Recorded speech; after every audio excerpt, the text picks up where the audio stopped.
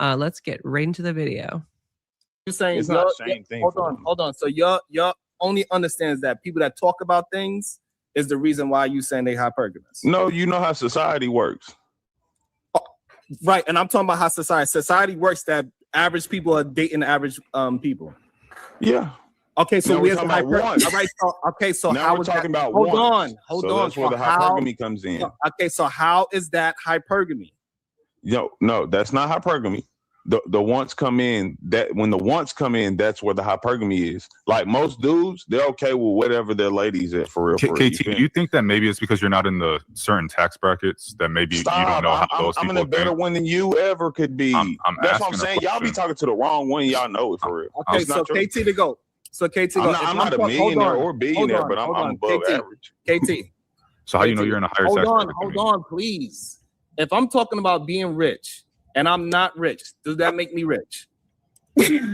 No. Okay, so if I'm talking about hypergamy and I do not practice hypergamy, am I hypergamous? How does this even correlate? What the hell? What? Can you answer the question? Women practice hypergamy, but oh my God, can you answer the question? That doesn't. What was the correlation in comparison? Like, why did you? Can you answer the question? Something separately, and what the fuck? Can you just answer? Can you just answer the question? Yes or no? Repeat the question. Okay. If I talk about being hypergamous, but I don't practice hypergamy, am I hypergamous? No, you just support it, but make me. Yeah, I'm about to say. I'm not gonna say you're hypergamous, but you. This shit is insane. This shit is insane. It's the dumbest thing to. It is the stupidest shit to actually ask because it just. I think what he's trying to do there is trying to point out that like okay, it's another pigeonhole tactic. Yeah, if I'm not in a relationship with a like high value man, then I'm not hypergamous. Like I think that's where he was going, or maybe he was going with like that way on like other people on the panel that were supporting hypergamy. And this is where I have to accuse him. It's just like you don't want to look for new ones, as you have admitted multiple times. Sometimes the best man has to be somebody that is also within your that is accessible. Like for some seems situations, like nonsense, though. It's like nonsense. It is arbitrary nonsense. If I talk about black people, but I'm not in a relationship with a black woman, am I in a relationship with a black woman? It's like, what are you talking about? It's just nonsense. Well, it doesn't make any sense to me. Fundamentally, the thing I take issue with is people approaching relationships as a transactional exchange instead of like really looking at this person that you're attracted to that has similar values to you, that there's alignment with. Hey Andrew, good to see you. Holy shit. It's just weird. It's too early for this, isn't it? Hyper any relationship, even religious relationships, I would even argue and say that they are transactional.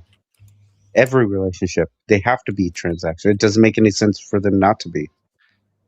I would actually agree with him. I mean, it's a different form of transactional. Like, what can I extract from this relationship? That's like. Well, would it not be? Well, hold on. Maybe I'm confused, but would it not be like if you're a very devout religious person, like Christian person, and would you, I guess, get into a relationship with someone who's not religious? It would be transactional. If you would want them to be Christian, would that not be the transaction? Like, I'm not going to date this person if he's not Christian. Just one sec, guys. Just one sec, boss man. Yeah, Andrew. So I was on the Wildest Wake Up Show. I don't know if you probably don't even know what that show is. The host is the guy on the top left, Sharon Bracey. Sherry. It's spelled Sherry. The debate was about Red Pill and that Inside the Manosphere documentary, and we got into like a micro debate on hypergamy and whether or not women are hypergamous in modernity, and specifically where they are hypergamous, whether or not that's in America or globally. I brought forth some statistics and they didn't accept it. Transactional. No, want- they didn't want to listen to your statistics. Every time you tried to explain shit to them, they said no. Okay, No. so Andrew Do- would like to know what you mean, DGen Man, by transactional. Are you talking? I'm presuming he's asking about like goods and services, or just like acts of kindness. What are you talking about? Well, I would take transactional in a way in which, like, if you're only going to be with this type of person if this person is doing something in return that you're okay with, or you're getting something out of it. Right, but like in an Orthodox relationship, because you're inquiring now into Orthodoxy, DGen Man. I'm sure how you can see like monetary wise. That, Well, like, I'm catechumen now, but yeah. okay, like what are you talking about? Like the wife submits, and like the kind of exchange there is that the man's Yeah, going to wouldn't that protect be, and provide for the wouldn't that family. be transactional? Sorry. Maybe I'm wrong. I could be wrong. Would that not be transactional? Well, Andrew raises a good point. He says, "What's the difference between a transaction and a preference? Like, are you with that woman just because she's submissive, or because it's a preference, or is she going to be submissive in exchange for you providing for her? Like, what is the difference there? Well, I wouldn't be with a woman who's not submissive and obedient to. But is that a authority. preference? Isn't that just a preference? Well, so what if it is?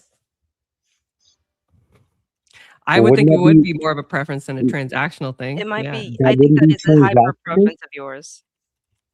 Like, if you're not getting that submission and obedience from her, would you want to be with her anyway? Would that not also? I mean, would that not mean that you have a preference? I guess I don't know how to word it. Like, you would. Yes, it is a preference, but wouldn't it not also be your preference to have that type of transaction going on, like submission and obedience? Would that not be? Maybe I I'm mean, confused. I don't know. it almost seems weird to say that a preference it would be transactional, because I think transactional would mean that they would get rewarded if they continue Yeah. this behavior afterwards. That's a preference, not a transaction, because she's That's not giving okay. submission specifically in exchange for something. You prefer a submissive woman, ergo you marry a submissive woman. It's a preference. There's no direct exchange of goods, services, or something. Yeah, like you're not buying submission. Oh, okay. That's fair enough. Fair enough. That is that's just fine. You your lost. preference. So Therefore, that's that is Andrew just your W. preference. Richard L. I guess on that one. No, that's fair. That's fair. Okay, maybe I was confused about that. He's the Okay, master debater. Wasn't that I my mean, argument? That it should be based I'm on not, love and I'm not not the one who's the like- master debater. Trust me. I'm well, pretty low yeah, to her. I'm pretty it low. all comes out of this place of love. Like the woman submits to her husband because she loves him. yeah. But I think he would generally, like, the man would be looking, he would have a preference for a submissive woman if that's what he wants as a traditional relationship, right? Like, you would seek out a woman. Yeah, she would be submissive also because she loves you, but just generally that would be a personality trait. I would assume. Would she be biblically submissive and obedient if you were not a godly man? Wouldn't that not also be like, I'm only going to be submissive and obedient if you're that type? Would that not be Well, I transactional? think you've got a lot more to worry about if You're not buying if it. you're not pursuing faith and a relationship with Christ, then your life is going to be disordered in a number of other ways beyond just like, do you have a wife or not? I wouldn't actually agree with you. I don't think it is in exchange for like him being a godly man. Cause like, for instance, like I dated an atheist man back in my heyday, right? We almost got married and I still like was submissive. I still like did the dishes and the laundry and like took care of the home and all that stuff. And he wasn't a godly man. So I think like some women are just built like a certain way. And yeah, like ideally they depends would upon- function best. in Yeah, a- like know? I my would say dad was that it kind of. depends on what a woman, what each individual prioritizes. Because, like I told you, I think I told you again that the last guy that I dated, he openly stated that he was a communist, and that rose my hackles severely. Right. Was just like everything else, he was really great, but the fact that he was a communist is just like, oh fuck. What were you gonna say, system? Like my dad was Catholic, but he was kind of a shitty Catholic. But my mom was still a very good, godly woman to him. Like he wasn't a godly man, but she was still a submissive, serving wife. Yeah. See, there you go. So it's just partially down to human nature, I think, or the nature of the individual. Mystic Marks, new to the chat, haven't seen you before. Welcome in. says that 75% of humanity doesn't love or trust the person in the mirror, let alone other people. Yeah, I think trust is a difficult thing. It's a process always. Submission, I guess, is where you're going with that. Yeah, I think it depends on a couple of factors for sure. I think for women today, it is a huge hurdle to go over. And I say this because of my experience, just like feminist propaganda is very prevalent and it's something that it's beyond insidious. And I couldn't really understand the concept of submission. I'm still trying to understand the concept of submission, and that is still more nuanced. You're still an inquirer, right? Yes, yes, I am still very got a much long an ways to go. inquirer. Yeah. Hopefully a Getting catechumen soon. confirmed soon. I think Pentecost for me now is when I get baptized. That's the idea. W. All right. I guess we'll keep going then. Thank you, Andrew, if you're still here, for joining us. It's a very valued appearance. Big fan. Big fan. Valued, Huge. Very huge Very fan. big. I have my popcorn ready for the feminist prattle. Well, good luck, because the only feminist prattle I'm capable of is in a joking sense, Ghost. He's always rizzing me for that. It's so funny. All right, let's keep going. People is now we see who his folks There's a is. difference between practicing it and being successful at something. I could practice my jump shot, but that don't mean I'm gonna make the jump shot. Oh my God. What's that got to do with that? Okay, can I read the definition of hypergamy? Please. Oh my God. The Oh my action God. of marrying or forming a sexual relationship with a person of a superior sociological or educational background. Yeah, that's fair, Mystic Marks. I think we were talking about in the circumstance where the guy isn't a good godly man. Like, obviously, I would hope that if a woman is submissive, she would especially be so in the circumstances with a good and godly man. But yeah, like choosing the man is the main thing. A lot of women choose wrong, and they're like, I could never submit to him, or like they lose love or romantic relations, and Yeah. choosing right is the big part. And a lot of us do that wrong. I've done it wrong. How the fuck are we supposed to know what a good relationship looks like nowadays? Well, yeah, I'm of the viewpoint. Just ask your dad if you have a good relationship with your dad. If your dad doesn't, no go. Let's see what more rubbish Shazah. That's a new one. I haven't heard that. Shazah is nice. I like Shazah, but I'm gonna stick with Sherry. Okay. The action of marrying or forming a sexual relationship. So you actually got to do it. You can't just talk about it or think about it or support it. You actually got to do it. So now, and this is why we have to dig deeper and be very specific in the conversations. So this way y'all can understand and critically think about what y'all are repeating and regurgitating. So yes, people might say something about hypergamy, but what they actually will do is not hypergamy at all. But they said also sexual and engaging in marriage as well. Yes, all of that. Right. So you had sex with, hold on, Azra, you had sex with somebody before? Yeah, of course. Okay, that shows that women are not hypergamous. No, listen. What does that mean? That doesn't mean anything. There's a difference generalization. Yeah, like he made a generalization. He said that like if women would bang him, he's basically calling him a brokey. He's like, if women would bang you, then they can't be hypergamous. Okay, there we go. Like another point to like why Sherry over here pisses me off. He likes to hyper fixate on conversations and then arbitrarily change it to generalizations. What the fuck, man? It's the dumbest argument I've ever heard. I've heard dumber. No, I'll take it back. It's definitely one of the dumbest arguments. I say that his manipulation of words is a higher tier than most, but still, his thought process is beyond stupid. Yeah. Okay, on an exceptional basis, not generally speaking. Okay, all right, slow down. Okay, hold on. All right, hold on, because y'all swear y'all be cooking. The next person that was supposed to KT fell, Azra fell, AVG fell. I didn't feel like anything. You didn't let me finish. I know, because you can't answer. You cannot answer questions, and it is okay. No. It's okay. It's okay. It's okay. Learn. Stop putting words in my mouth. Can I explain the question, please? Learn. I can prove Hold on. You have not. Every single Hold woman on. here. Just hold on. It's okay. Okay. So again, Venus was next. Go ahead, Venus. We got Venus. Oh no, it was Marvelous, Venus, and then Leah. I'm sorry. What's going on, guys? Jesus, y'all. I guess the question goes to me, right? So I would have to say, honestly, I kind of side with Sharon a little bit on this, in the sense of, I wouldn't say the word hypergamous. I would just say people want the best for themselves. Ultimately, I think people look for the very best in what they want and what they desire. The outcomes, not everyone gets what they want, so they settle, right? But as far as what's that, ma'am? But the conversation is about hypergamy. Don't come in and say I'm not going to say. We're No, talking about I'm hypergamy. agreeing.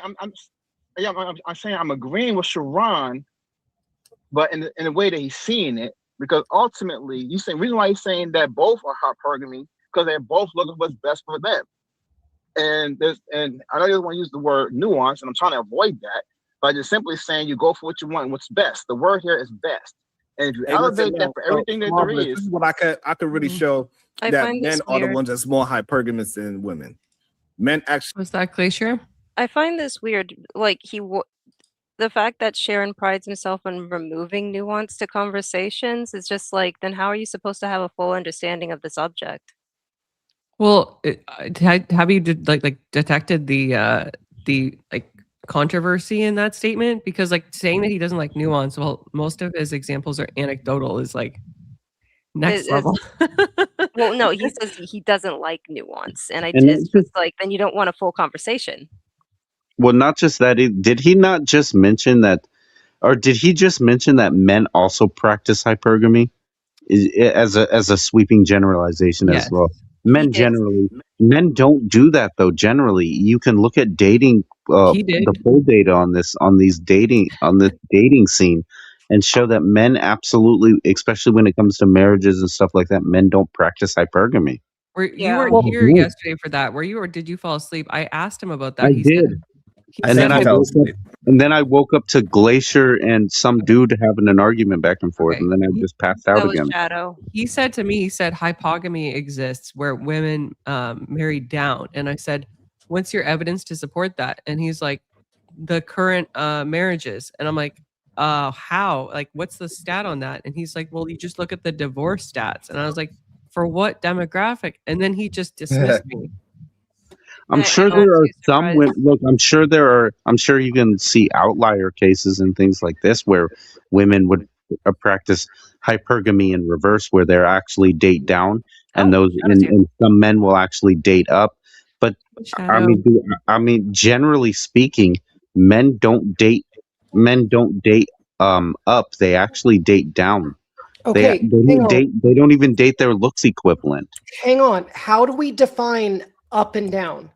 Okay, because like social status, financial status, things like this. Social status, financial status, things like that. Okay, so I would agree that women tend to try to marry up into a higher financial. Well, not just marry, dating as well, though. But men try to marry up when it comes to the aesthetic, right? They try to get the woman. I mean, most men want a woman that they are attracted to, right? Rather than someone that they don't think is sexually attractive, right? Yeah. Provide them with children. I would say that happens, but I also would say in the culture we're in, there's a group of men who marry what they can. Well, the average man actually doesn't do this. The average man won't look for somebody who's better looking than them when it comes to like dating their looks equivalent. The average person, like the blue collar worker and stuff like that, they don't date women who on average look better than them. They'll either date their looks equivalent or someone just under them, as far as like if you were to scale them out, like in far as looks, like 1 being completely just atrocious and like 10 being like the perfect woman. They'll usually date within like a 3 or a 4. They don't date above them, or not even their looks equivalent. No, I think my wife's way above me in the looks department. Of course, you can say that. What a sweet thing to say. Look, like my ex-girlfriend, the Protestant woman I was engaged to, I would consider her like a 3.5, 4, and I would consider myself like a 4.5. So technically, when it came to looks, yeah, I think, in my opinion, I was better looking than her. Tootie with the conspiracy theory. But she was, she was she was one of those very rare women who were like virgins, and I think that's what I liked about her most. Not her looks, but her her being Chastity. the way she is. Yeah, her chastity. Yeah. Yeah. Shadow would like to disagree. He said that the average person dates on their level. Okay. If you have some stats, I'd love to see them. No, Is most it on guys their do level not or look- within their social circle is Yeah, what I would have to no, ask. most- Guys, we got a couple comments from the chat. How long, Nate? Good to see you. Good morning. Re-examination show. Good to see you, sir. Would like to say, Mary, what they can is a phrase. I think he's looking for more specifics on what. Or maybe he's just making a bold statement. That's just what I said earlier. Oh, I think okay. he's laughing about it. It's directed at you. Yeah. I was saying some people, like, I got a buddy who was dating a girl that he deserved way better in looks, class, all of it. But he settled. He settled for what he had. Well, sometimes people get older. Were they in love? Like, I guess I just don't understand how everyone's looking past this idea of like, you fall in love with a person. Right. Yeah, no, I'll give you a fair enough there. And I would say that's what kept them together is he loved her. He loved her a lot. So that's beautiful. Kids. That's wonderful, right? Like, but it didn't go both ways. Right. Oh, exactly. no. And that's but sad. It shouldn't matter, like, if the person has a peg leg, like, or like some extremely negative quality in terms of their appearance, or if the guy doesn't make as much money as the woman wants. If you love each other, that's supposed to be what matters. I mean, I'll date a woman with one leg. You know what I mean? Right. This woman told if she's a virgin. I don't know why I threw that out. Look, I'm sorry, but I actually virgin. I don't think there's anything wrong with that, wanting like your woman to be a virgin. I don't see the wrong maker. No, I just think it's funny. The one-legged virgin is a hilarious thing. Yeah, right. Technically, it's more of a chance that you'll find a woman who has one leg who is a virgin, unless they're like freaks out there who like put the nub in their mouth or something. You know what I mean? Oh my gosh, Richard, stop. We need to move on. Stop. No, we're gonna Stop. go. You were 20% looking up of the your name. I'm so sorry. I want to apologize for that. All right, it is his birthday. He gets a small pass. Okay. All right. Ghost would like to point out the global availability of the dating market. I think in this statement, he says that he thinks women are practicing hypergamy more because there's more availability of men. I don't disagree, but I think it's a false sense of availability because like long distance relationships are difficult. People have unreasonable expectations. There's catfishing, all that stuff. So it's almost like the paradox of options. It's just like now that we have more options, we have option paralysis as a side effect. All right, let's keep going. You go for a higher status in a woman. Mm-hmm. How? That's what they actually go after. Higher status in what regards? Economically? Wait, see, that's what I said. No, wait. That's what I was getting at. Don't use those like that because it just comes to be subjective. It is. It's not subjective. What's best for me? What's best? No, wait. What's best for you is what's going to not be best for me. You know what I'm saying? So I can't say. Hold on again. See, this is why we got to be specific. P.A. Zebra, read off the definition again. Jesus, y'all. This is crazy, man. Hypergamy, the action of marrying. She's using her Christian Science degree right now, guys.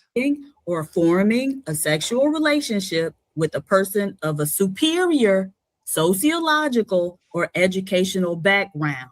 And a sociological background refers to social, economic, and cultural factors. I'm sorry, go ahead. Diga, pause there. So majority of men, are they dating a woman that is at a higher education level than them? Yeah. Statistically speaking, because more women are more educated by default, that was in the category. So that would say. I'm lying. What's that, Glacier? Did you want to say something? No. Well, I just wanted to clarify something. Is it true that she does have a degree in Christian theology or nonsense or Christian Science, or is That's it? what her PhD is. Is this true? Like, have we verified this? That's the intel that we got from 10th. Yeah, apparently it was submitted to 10th man on a panel, and I don't believe it I may don't be even many think this things, but woman is Christian. a liar about what random nobodies on the internet have said to him. He is not. He has a weird knack for collecting dirt on, like, the It is bottom of something else. YouTube. Yeah, I will say that the bad boy effect has always been prevalent.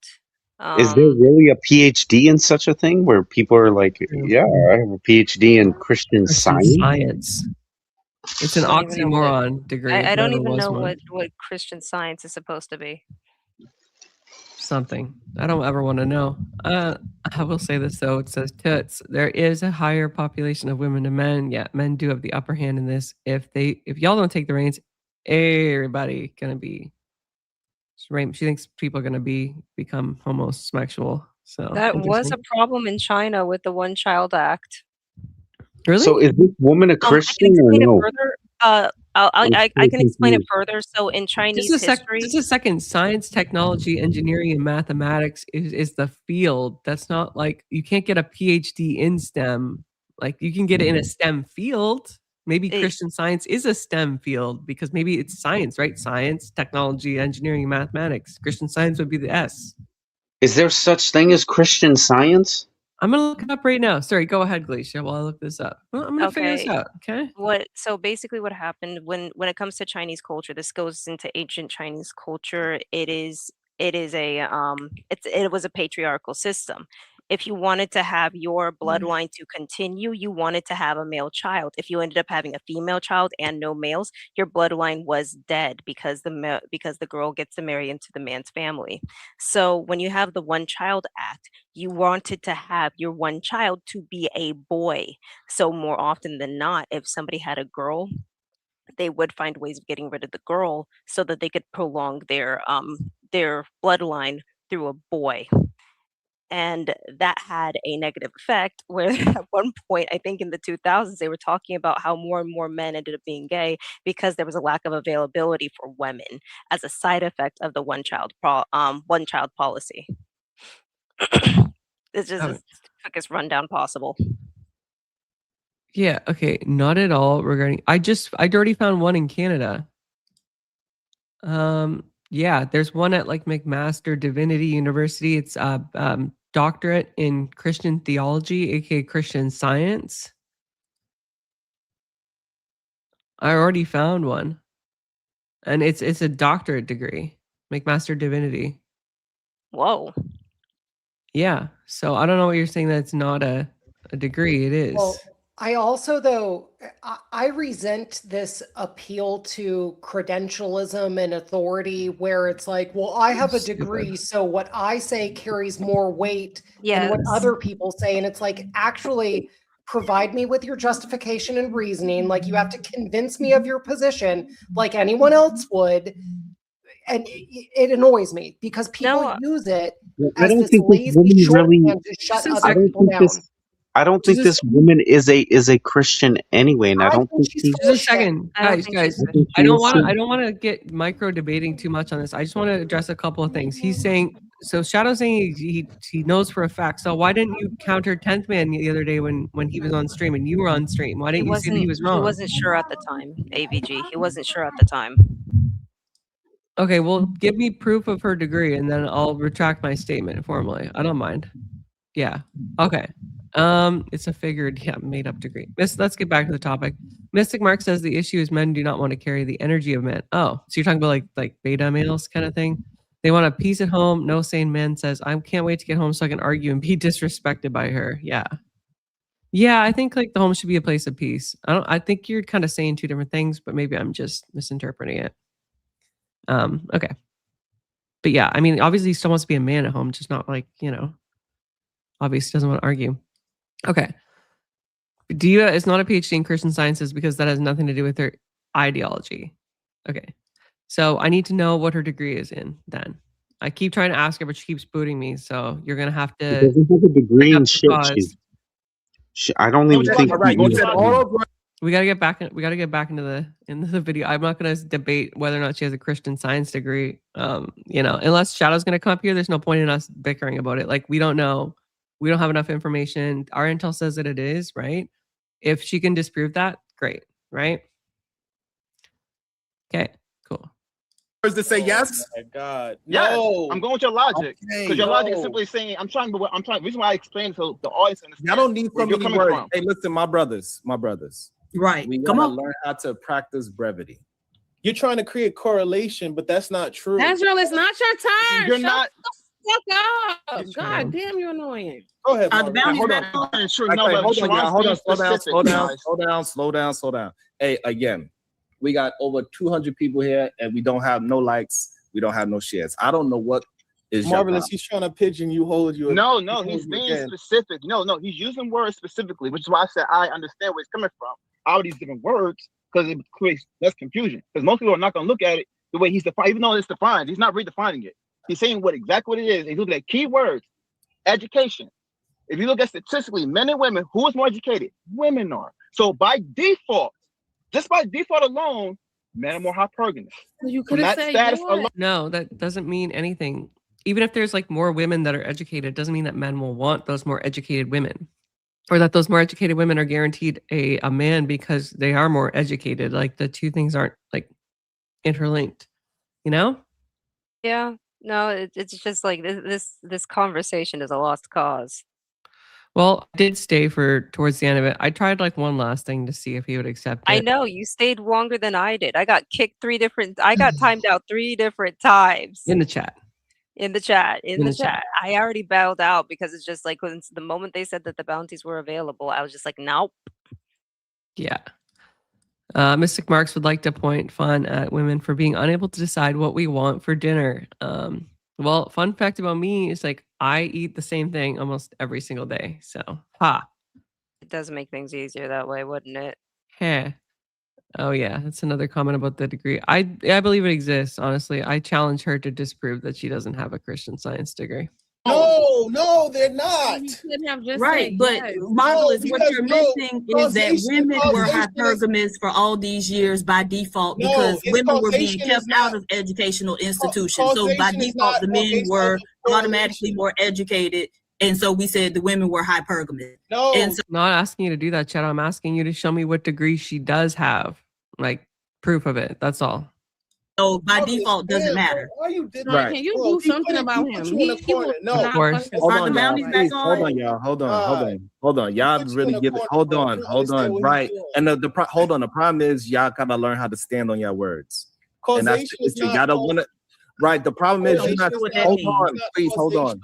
Hold on. Hey, The problem average. is you want to stand on nuance and what everybody else might be doing instead of what you actually witness and what you see No. in the world Oh today. my And that's the God. issue that y'all keep having. No, All I gotta do, all I have to do is get y'all to stand on something and then we can move forward. But y'all not willing to stand on it. Please let me respond. Wait. When you say Hold you're on. not willing, who you talking to Please specifically? let me say this. Hold on. Azrael, hold on. You had an opportunity. Y'all will all get a chance to have an opportunity to have a conversation again. But if y'all keep on interrupting, I could never finish the conversation. But There's been an allegation that it's in Christian Science. She can come on stream or Wildest Wake Up Show and tell us what her degree is in. Easy. It is a simple solution. Very simple. For Or instance, just show me the degree. I have a law degree. Turn Okay, on see your how simple that camera was? and show me the degree, or I don't believe I don't you. want her to dox herself like that. I just want to know what her degree is in. I'm trying to talk. I think we already have enough information about her, what kind of school that she went to. It's just that what kind of degree she has. Yeah. Okay. So I tried to get off of this, but whatever. It's fine. It is. I'm what it is. sorry. Sorry, we keep dragging it back. No, the chat's also interested in it. It's fine.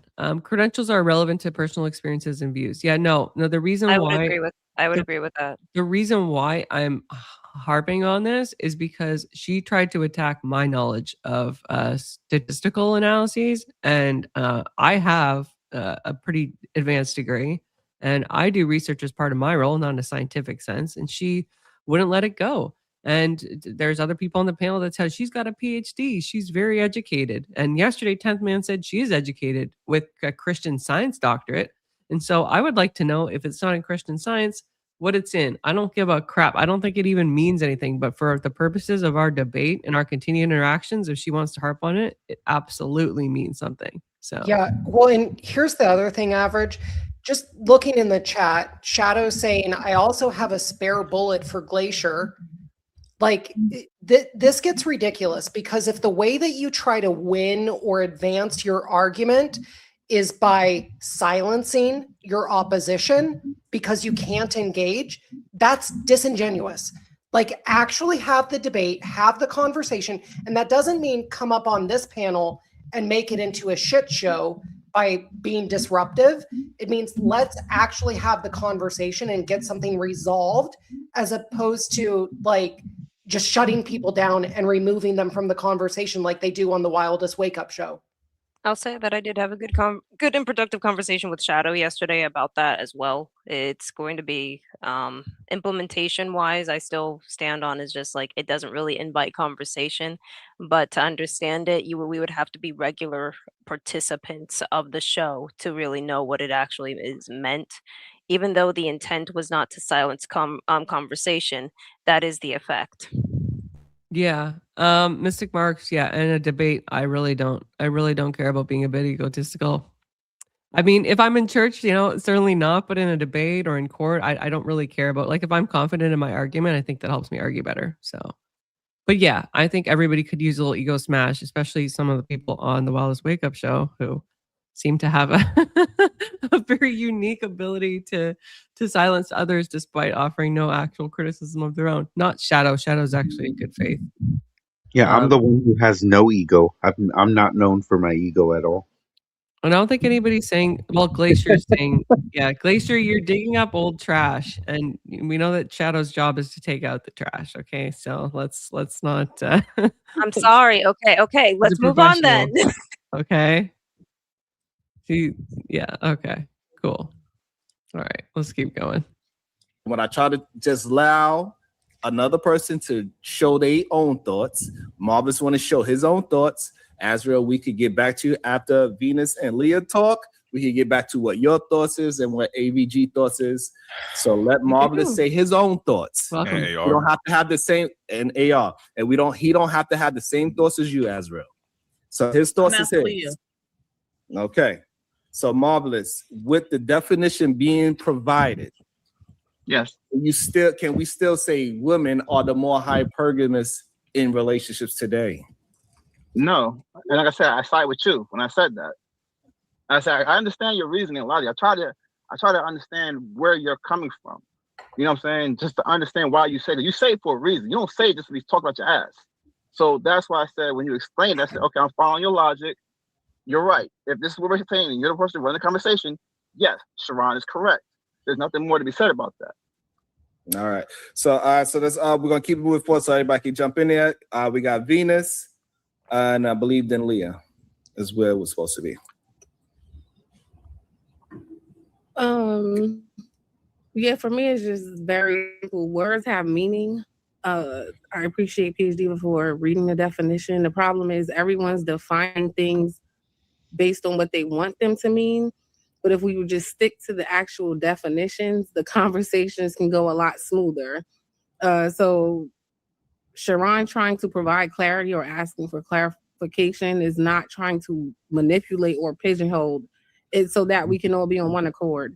He's not asking for clarification though. Like he was saying, like, it's okay if you don't understand it, like muddying the water. So I don't know. I think there was a bit of a disconnect here, but I get it. Like if you're somebody's friend, if you're on their show, there's a bit of like a bias and an innate kind of, tendency to believe what they're doing. I understand that.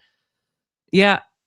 Okay. Get some Shadow. As I said, I respect the fact that AVG came in ready to defend, but you even questioned the validity due to the scope of that study. That was Dark Side yesterday that questioned the scope of the study, and we clarified it. So you guys have a bad habit of when you are unable to substantiate yourself, do this weird deflection where you want to gaslight people and tell them they're trying to manipulate, when in all actuality in that moment that is you trying to manipulate because you can't answer the question. So just say you can't answer the question.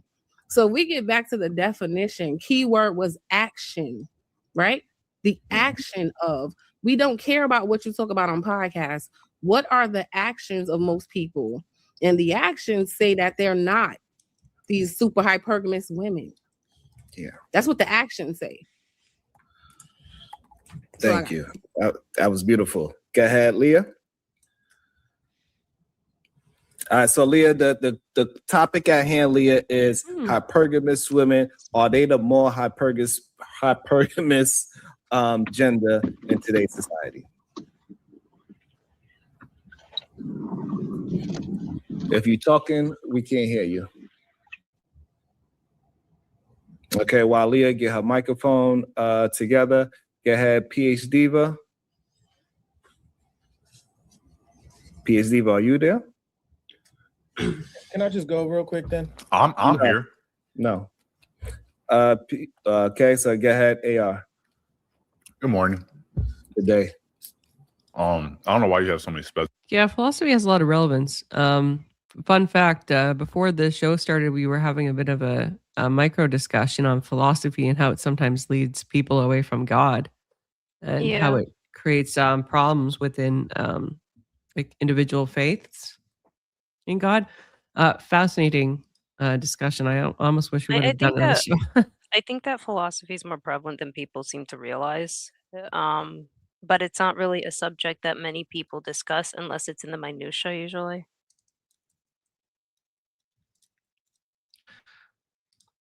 Up here, KT up here alone makes you want to crash out. ABG up here alone makes you want to crash out, and you got Azrael of all people up here with them. I don't know what you're doing today, but kudos to you, I guess. Earlier, what I was gonna say was, I think ABG is not ABG. Are you there? Yeah, I'm right here. Okay, so what I was gonna say earlier, and I'm not even taking a shot right now. That's definitely not the best AR. But anyway, I think what we were trying to say to you earlier was that when you if someone asks, do you watch sports? No, not okay, really. well, if you watch sports and someone said, hey, how did this game go? And you go, oh, well, they won. And someone asked you to tell them about the game. We're asking you to, how did, Luka, I'm a Lakers fan. So how did Luka Doncic do? How did Austin Reeves do?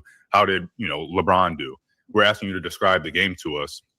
And you're not able to give details about the game. You can only tell us the conclusion. You can only say, well, the Lakers won or the Lakers lost or Luka had a triple-double. Well, how did he get that triple-double? How did the game go? How did it flow? And that's, I think, what, if you watch sports, I think the analogy would hit a little bit better. But that's pretty much, I think, where the issue was that you're telling us a conclusion and we're asking you for the details. So the same thing with you say you're in litigation law. Okay, we can go with law. We're asking you about a case and asking you to describe the details to it. You say you do litigation, I'm assuming crim. So we're asking you to tell us the details of the court, each day in court or something at a trial. And you're just telling us the result. Oh, the judge said this or the jury said this. And we're asking you for, all right, what did the witness say? What were the questions from the attorney, from the prosecution and the defendant's attorney? But it is. So he wants me to go through the entire study, point by point. Okay, I'll read the study. And this is this aspect of it where they're trying to overanalyze the study just so that they could have a gotcha on you, but they don't even understand the study themselves. So that's the only thing that they can do is find every way of devaluing the study itself, but not engaging with what the study's actually, what the commentary of the study is actually providing. Yeah, just on Shadow's point too. Persuasive in scope and not definitive. Well, yeah, I mean, that would be an anomaly and an impossibility. In fact, there's no study out there that covers every single component and facet of human society, spanning across each and every country, dealing with each and every demographic. That's an impossible feat for the scientific community, and not one I believe that they've ever accomplished or even come close to accomplishing. So what she provided is actually pretty impressive anyways. It is dealing with a demographic that has access to education, but is also not financially as stable as America is. So their priorities end up having to be shifted as opposed to something that first world countries are. And they didn't just check one country, they checked out several Latin American countries that are second world. Hey, Shadow, I'll debate you anytime. I mean, after my trial's done. I got a trial coming up next week. But I would like to get back into debating. I think my last debate was in December. Richard. What? Your audio is leaking. It's not leaking. I'm moving shit around so I can find something. Okay, can you mute yourself while you do it? Thank you. All right, let's keep it. Can I ask you a question on that? Hold on, I might not be able to talk again today, so let me get the rest of this out. Talking shit. Oh no, just let me talk over you. I gotta try and not respond. About Accords, it's messed up. It's a sports car, man. It has a turbo in it. That makes it a sports car. All right. Just because it's 4 doors doesn't make it not a sports car. Just because it's a Honda doesn't make it not a sports car, man. It has the same engine as a Type R, just a little detuned. It's a sports car. All right. What's it 0 to 60? Stop, y'all. Stop. 5.5. All right. All right, my bad. Sports car. It's a sports car. All right. It's an everyday sports car. We're not gonna, hey, he just got to get that out, he said. Yeah, He said it wasn't for a conversation. It was just for him to get it out. All right. Yeah. All right. Last but not least, I don't see why it's so difficult. You know, you guys have said it like 1,000 times up here. I think Venus said it. I think Sharon said it. If we're asking you what you see in your personal everyday life, you don't have to quote studies. Okay. Sorry, Glacier. Are you interested in Confluence? It's just because he doesn't have a car? And Didn't I tell you yesterday I got my new car? Yeah, I'm talking about Confluence. I don't give a shit about Confluence. Shut UK up. Don't bring his comments up here. Okay, so you're not interested in Confluence, just for the record? Get it off. Get the damn comment off. Okay, K2, that sounded pretty serious. I don't think she's interested. I don't know how to tell you. Where did what's his name go? Where's System's got family. He's got his kids are. He had to bounce out. Yeah. Oh. All right. KT's not in the tax bracket he talks about. So him talking about, oh, well, dudes don't ever say this about women. It's like you wouldn't know because you don't make that type of money to even consider that. You're making the same 20 grand that she's making. So why would you ever say it? Why would your friends ever say it? And so having him come speak up here as if he's around that type of thing doesn't make any sense. But anybody that's in a higher tax, dudes have been told, especially, you know, watching sports and stuff like that, you always like, you'll see coaches or whatever, watch who you mess with. Like, watch what girl you sleep with. Damn, this chat is ragging on Glacier. K2 says you're coping and that you're probably blushing about no Carfluence. And Shadow would like to point out that he came to your defense yesterday. I would love to see that. Do you know, can you give me the timestamp? Well, I'm going to review it. I'll review it as long as it's not too long. I love the I would appreciate that as well. Yeah, Having timestamp in the episode. I wouldn't mind watching it. And I do appreciate it, Shadow. I know the episode. Just give me the timestamp, Shadow. Okie dokie, if you can. Please and thank you. Thank you so much. I'll be honest, I do try to be forgiving. I really genuinely do try to be forgiving. It's just I just like conversation. That's not happening. He's gonna crash the Bugatti on like the second second outing in a tree or something. All right. It's the same logic. If you're rich, why are you sleeping with someone that makes 20 grand? You know they're gonna hit you with, they're gonna get pregnant, they're not gonna get an abortion, and they're gonna hit you with child support. It's the same logic. So to say like men are never told watch who you sleep with, how much they make is irrelevant, doesn't make any sense. It's you want to be with someone that you don't have to worry about that stuff with, and whether you're rich or not, you can make 6 figures, you can make 80,000, you can make 40,000. It's a developing story. It was in the StreamYard after panel, the green room. Damn it. But you want to watch who you lay with, because someone might come for your money, or it's not going to be a good financial situation when you grow up. So I don't understand why this seems to be hard to comprehend. All right, can I respond to that, please? Wait, I thought did Leah go? Because I was after Leah. Yeah. Can you hear me? Well, hold on. What happened was Leah's microphone was not working. PhD, but I don't know where you was at. You had to go do something. Maybe just put your towel on. So that's what happened. So we're gonna let them. We're gonna let AVG address AR back. Then we're gonna go back to the order to Leah and PhD. Thanks, Sharon. And Josh. I'm just wondering exactly what I was doing when I outlined various aspects of studies, including the difference in education, where the studies were taken from in terms of countries, what I did when I analyzed with respect to the various factors that were considered, including hypergamy, right?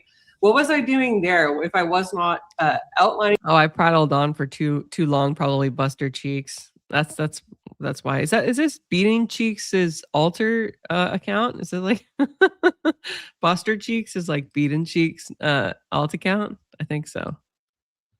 Nobody knows who that is? Okay. He's kind of infamous on the red pill sphere. The study and informing you guys, the conclusions remain the same. Like, I get it if we're having an anecdotal conversation, then like absolutely I can speak to that. I personally don't find that very valuable because I deal in facts and statistics. Right. You guys might. Maybe that's the disconnect. But then you don't get to say, okay, that's not persuasive. Like if we're talking on an anecdotal basis, then obviously you don't give a crap. If I have like stats 1, 2, 3, and 4, right? That's not going to mean anything to the conversation.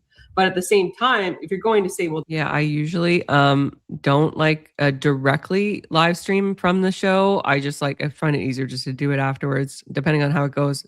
Yeah, he's a cool guy. Cheeks, yeah, like Beating Cheeks, he's on the Crucible Boundary side. I think he's also on like Grid Ones a lot. I don't know. He's pretty infamous. That's crap. I think it's only fair to say, okay, here's my responding study, and why is that persuasive, right? It's all fine and criticize, but back it up. It's basically your word against mine. Hold on. All those words you said, you didn't actually address anything. Oh, but she talking to me or you? She just pointed out that she was too stupid. Conversation. Right? Like, we don't want to have a conversation. Hold on. So we don't want to have a conversation about the conversation. We always here. So you don't need to rehash the conversation. And the issue is that you are not actually dealing in facts the way how you think you are. Just because, and this is why AR presented it. Like, yes, we understand the Cavaliers won. How did they win is what we are trying to have the conversation about. And this is why y'all want to just stay on the surface level. They won. But why they won? How did they win? What strategy did they use? What did they talk about? How did they use this? How did they use that? So that's notice that he has all of these questions after other people have already asked. Which means that he's trying to reframe it. Yeah. With a hypergamous and what's the other word? Sharon, that sounds like nuance. Sharon, no, yeah, that sounds like nuance. That's exactly what I was about to say. You literally started this argument. Slow people are talking again. Like, That's how like it's okay. It's okay. Y'all would get a chance. Y'all would get a chance. Y'all would get a chance. Yeah, I don't know why y'all jumping in right now. And I understand you just came up with an idea that you think that sounds like nuance. I just had an epiphany. That's not what actually nuance is. What we are trying to get AVG to understand is that when we started having a conversation, you cannot keep saying, well, they won, because we're not all in agreement with the study that she provided. And so therefore we asked her to describe these certain aspects in the study that she provided, and she's not. Okay, so go ahead, go. It's okay. I'm not gonna because again. So ABG, you only date a man that has a higher education than you and has a higher status than you. Correct. Okay, so fine. So ABG is that woman that is only looking for hypergamy, and all her friends are doing that as well. Fine. Absolutely. Just to be clear, since she didn't put the study in the channel. I did. You're just not privy to it because you joined after. Since she put it in the channel, that study is studying 16 third world countries. Just to be clear. And by third world, I'm defining third world as not having drinking water readily accessible, not being able to flush your toilet, and having gangs run the country, cartel members run the country. It was 16 Latin countries that had nothing to do with either U.S. or Canada, where she's from. Damn. So Mexico doesn't have populous rich areas. Panama doesn't have populous. You just don't listen, do you? Panama, they have a very different culture. Hold on. Let me understand. Hold on. Let me understand. AVG, you are saying that because Panama have a rich area, that means that it's not a third world country? Do you know the definition of a third world country? Studies, if anything, if we were to talk about if there's a third world country. Answer my question, please. So I can understand your logic. I just need to understand. Are you saying because this country has a rich area that is not a third world country? I'm saying that the study would be based on elements of the country that aren't all third world-esque, just like the United States. Okay, so I'm gonna ask you again. So we're arguing hypergamy. The topic was the Inside the Manosphere documentary. Just a second, Rich. And then the conversation went to red pill and then hypergamy, and now we're in here. Yeah. Good to see you, Buddha. Yeah, I mean, I We're would almost just done this coverage. so even I just looked this up too. According to the NIH, women even now, even still, even when there's more educated women than there are men, or at least going into college and things like this, women still practice hypergamy way more than men do. In fact, men actually practice it hypogamy, which is the opposite of hypergamy, which is when someone dates down relative to their social status and economic status. Yeah, women make 100K. We want a guy that makes 200K. Like, have you ever seen Yeah, the whatever podcast or other dating shows? Yeah, as women's income increase, so too do their preference so too does their preference in what their partner should make or their future husband should make. Or So I don't understand what this guy's point is. or they make the argument on dating shows that they at least want to. Sorry, the feedback. That they at least want a guy that makes as much as them because they feel like that's warranted. Which Yeah. I guess that's just base logic, I suppose. If you're just looking at things on a financial sense, like, oh yeah, of course you'd want to be dating somebody that there isn't an income imbalance because that creates problems in a secular relationship and so on Pretty and so much. forth. I feel like the only few times that there's ever a hypogamy among women, it's when they end up having a lot more money, but they also want to have a person that they can almost control. Because I've seen those type of relationship dynamics where the woman ends up being far more dominant than the man. Yeah, weird. Muscle mommies, or those women you call muscle mommies, are women who are like what do they call those women who like to dress up in leather and shit like that? Oh no, stop. Wait, no, we can't talk about this now. Stop. Yeah, Okay. but it's not actually that. What I see playing out more frequently is the well-off woman who is established in her career and life and has a bunch of money. She basically goes out and acquires that high status, attractive boyfriend or husband by like buying them almost like they are the latest Coach bag, or dare I say, just the dildo that they're going to add to their repertoire. What? Like, no, seriously, that's what like a lot of these like boss women do. Honestly, they go out and they just buy the guy as like the younger like trophy husband. Like I can corroborate Cypher. Anita Sarkeesian. Who did she decide to partner up with? It was a minor league baseball player. You mean Anna Kasparian? Fuck.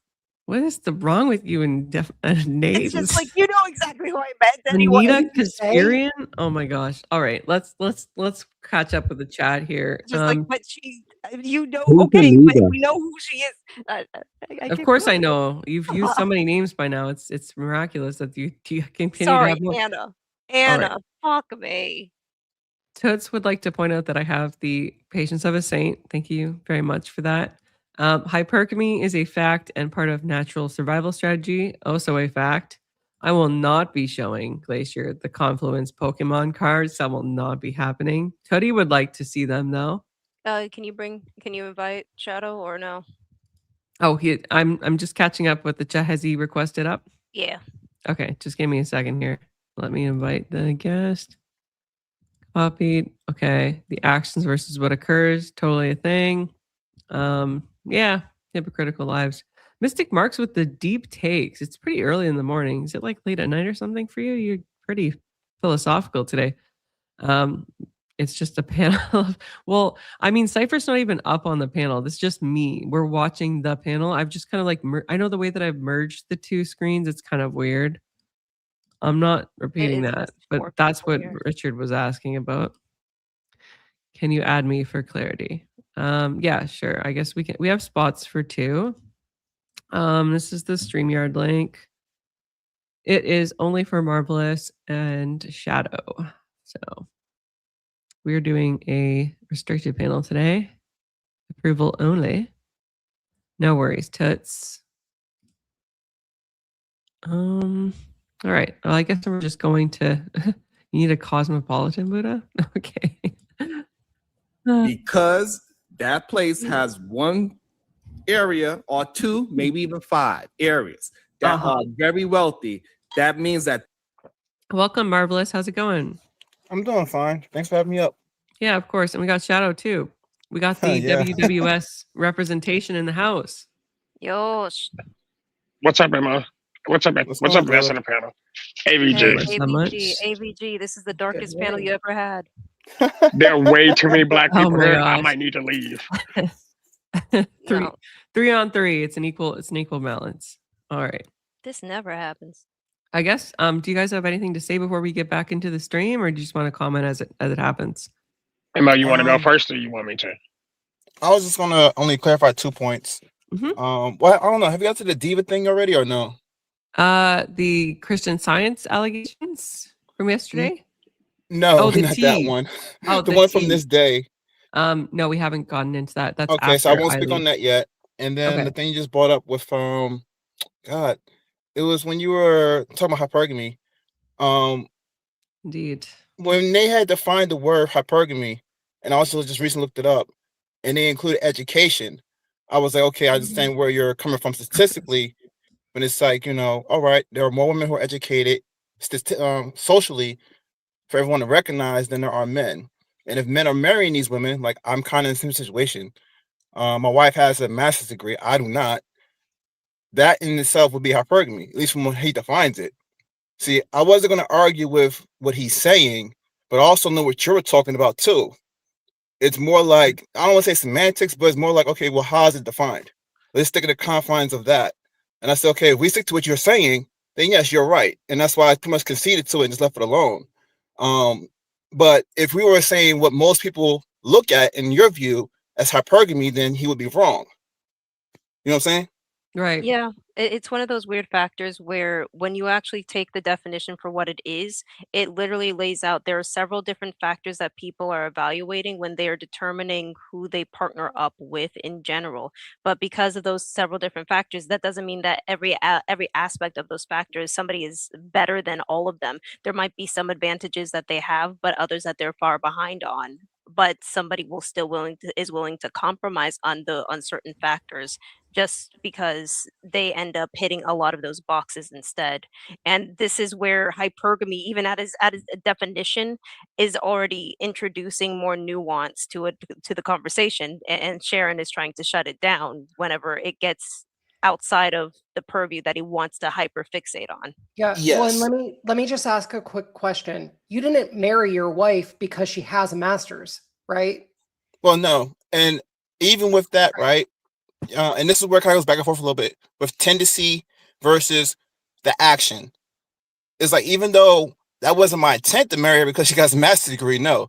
But does she have a master's degree? Yes. Does she have better status socially because of that? Yes. Is that why I married her? No. Is that, you know what I'm saying? Like, it's one of those tendency versus the action. And that's why I didn't want to argue with Sharon, because I understand where he's coming with that, in a sense.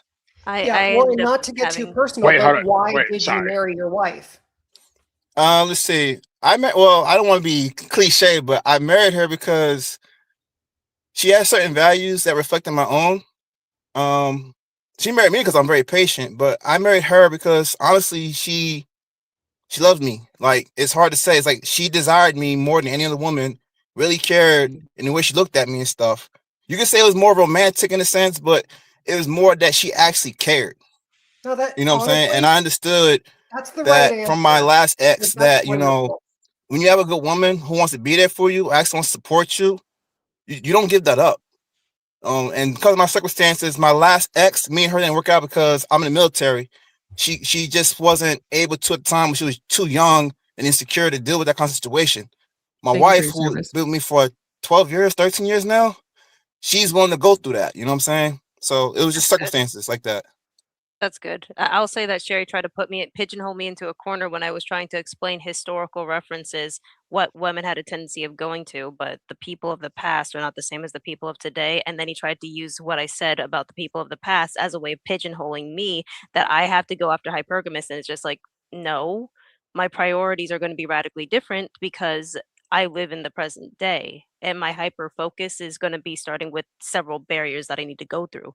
The first one being my faith. I need to have somebody that actually understands my faith, because if we're supposed to be having kids together, I want to make sure that we are in sync with that faith, which is orthodoxy.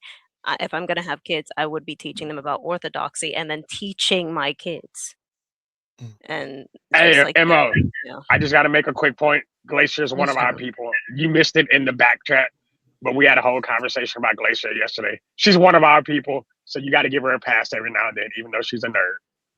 Oh no, I don't. I give everyone grace anyway. I'm not really a type to, I'm pretty neutral with everybody, honestly. That's why I'm even here, just to give clarity. So I understand where she's coming from. I even understand where Sharon was coming from. And I'm not gonna lie, I love my boy Sharon, but he does have a tendency to what's that word I'm to looking do for? that. No, he did it to me. No, I got several not clips of him doing this, hyperfixating. and I'm just like, bro. Look, But again, I it's his fuck show. with Sharon. I love Sharon. I do. He's my dude. But and me, him, and KT had a whole conversation about this, where he has a tendency of when we'll say something, he'll filter it in his head and put it out as if we said it. Yes. Even if it's not what we're saying. So we end up going through this back and forth. But the thing I explained yesterday was he's not really doing it with the malicious intent that people think he is. He's actually just trying to, the way he's processing it in his way, and then taking that and moving forward from that point. Yeah, So that's kind of he's one way of over- saying he likes so to you're redirect saying it that- towards his thinking. He wants everyone to much align with what he's saying, and then kind of build off his idea. And I get it; it's your show, but you leave it up to interpretation when you ask certain questions. There is nuance, but you don't accept the nuance. You know what I'm saying? So it's kind of counterproductive to what it is that you're trying to subscribe. It's better you just tell us exactly what it is, and then you ask us questions on how we can build it on what it is you're saying or what your point is. Emma, I don't know if you saw my yesterday spaz out, but I got mad at the nuance issue because we had the same conversation about, hey, you're saying you don't want nuance and then getting mad when you give nuance at the same time. Like, you literally can't do that. Oh yeah, he does that. Right. So, and again, I know you don't want to get into this, AVG. I'm telling you, Diva's degree is a STEM degree. The reason I don't go further than that is because, one, I don't have permission to, and two, I don't dox people just on No, TV. that's fair. I'm not expecting you to. I was saying No. like she could. She could. Right. If she'd So like to- I'm just giving some credence to what like I said, I'm not doubting what dude said that may have come up. I don't know why that would have came up, because Diva would have never stood on that. Like, Mo's here right now. To say Diva has a degree in Christian Science for the people who know her is funny. Like, we're like, y'all are tripping. Yeah. Okay. We got some. Now, I wanted to debate you when you first came up, but I was still beefing with you for being Canadian. So fair. I'll debate you in April. Look, I believe people actually do want hypergamy, but they practice hypogamy or homogamy. And I mentioned this a few times. I was like, y'all keep saying that women don't want people want to have hypergamy. Yeah, they want that. People want better for themselves. Like, I agree with y'all more than you might think. Like, I'm the regular y'all of the channel. Like, I'm the Christian cowboy. I believe in the Wilsons. That whole thing. I'm just not red pill because I think red pill is ridiculous. I think they take the accountability for men and throw it all on women, which I think is idiotic. It's a data packet. I think there's valuable stuff from it, and then there's other things that are just kind of ridiculous, like the 50 bodies argument. You know? No, I know. And I think the data packet as a whole is an issue. But again, that's neither here or there. I think there's actually some positive nuance to what the red pill can offer. But I also believe there's a lot of toxicity in it. But I believe the same thing about the blue pill. And we're still trying to figure out where Sharon lands, because we'll have conversations where he'll give women complete cadence. And I told him, I was like, bro, the reason I have an issue with that is because you're basically saying this woman can walk around with her vagina sticking out her pants, and that's okay because it's what she wants to do. And it's not. Well, you guys have inspired some lovely. I think Mo has inspired some nice stories in the chat. We got Mystic Mark sharing that him and his wife were friends for 1.5 years. After some time, she voiced feelings. Oh, that's cute. She told me she wanted to marry me for 4 months before I considered marriage at all. She wanted nothing from me, just me. That's cute. If you approach a man taking assets, inventory, and income in an interview, you failed already. Women have forgotten that is super inappropriate on a first date. It 100% dismisses his character. Very true. Very true. Good to see you, Crucible Crusader. Welcome in, sir. Man Pill. Buster Cheeks is here. I would like to introduce the Man Pill is having the right info and not understanding it. Very true. All right. We're all guilty of that in some way. And to be fair, I love my wife. Like, I was a train wreck when my wife picked me back up. I was in my ultimate nerdism. I fell apart. Life, just got destroyed. And she kind of walked up to me in my nerdism and was like, "Hey, baby, I still love you." And it made me feel better because at that point, she was practicing hypergamy. Hypergamy. Like, I was at the bottom of the run. I lost all my money. I lost 2 different contracts, but she chose me, and that she's my best friend. I guess that's also another aspect too. Like, you don't see that much in yourself, but she saw a lot more in you. And I think that's why, like, she saw the potential, not just the potential that I had, but also who I was. But she wasn't coming for me for who I used to be. She picked me up from where I was. That's the reason why I can argue hypergamy specific or hypogamy specifically. I can make that argument because it's actually a definitional story in my life now. That would be anecdotal, though. But it would be anecdotal. A beautiful anecdote, but it would be anecdotal. But I want to make another point. Out of I have a very small group of friends. Like, I might include y'all, except for ABG. She's Canadian. That's fair. Fair. Fucking Canadian, Jesus. Look, it's your fault. I mean, it's a hurdle. It's a hurdle, man. It's a hurdle you will never cross with me. I'm a cowboy from Montana. I will always have beef with you. Okay. And it's because of Yellowstone. That's fine. It's warranted. So, but no, I'm sorry, I'm in a bullshit mode today. So, but I love this conversation because I believe that we can see things similarly. But out of like the 20 friends that I have, right? A lot of and you got to keep in mind, Glacier can probably attest to this. In the anime nerd community specifically, there's fairly attractive girls dating pretty off the wall dudes. Like the mom's basement kind of guy. Yeah. When it comes to the anime community, you do have a demographic that does cosplay in particular, and a lot of girls that do participate in cosplay, men do as well. Right. I'm one of them. Yeah. So fascinating to me. They know how to make themselves look very presentable, but they also they know how to make themselves look like the anime characters that they're going off of. So they will be conventionally attractive, and if they're not completely conventionally attractive, they know how to at least do a lot of they know how to glow ups. Yes, glow ups. Yeah. There we go. Glow ups. They got the pink wigs and the Sailor Moon it's hard. eyes and stuff. Oh my gosh. Look, you don't even get it. But you don't know. Now, hold on. Now going deeper into that sentence because it's relevant to this. Since we're talking about hypergamy, you have to understand, I probably went to 50-ish conventions a year for like 10 years. And I watched marriages based on these really pretty women and these kind of average guys, because the scope is already very limited in general, and not many guys are going to be trying to glow up like the girls are. And because of that, a lot of those people ended up getting married and are still married to this day. Like, look, I don't care what nobody says. Nerd love is the best love. Like, we dedicate to games. We watch 1,000 episodes of a series that we don't actually care about. Like, we dedicate.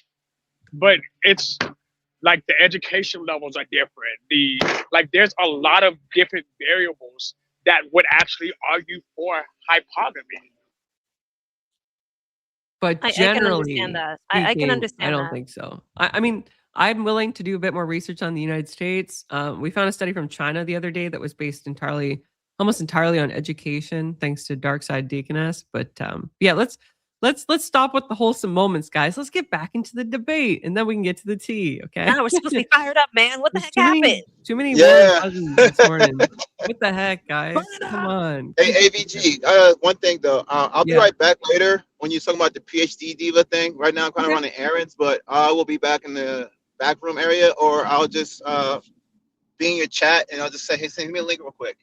All right. Yeah, no worries. I can take you down, and then you can just stay in the backstage area. I think we have about, geez, Louise, ham and cheese. I think it's about You stayed on way too long, 18, man.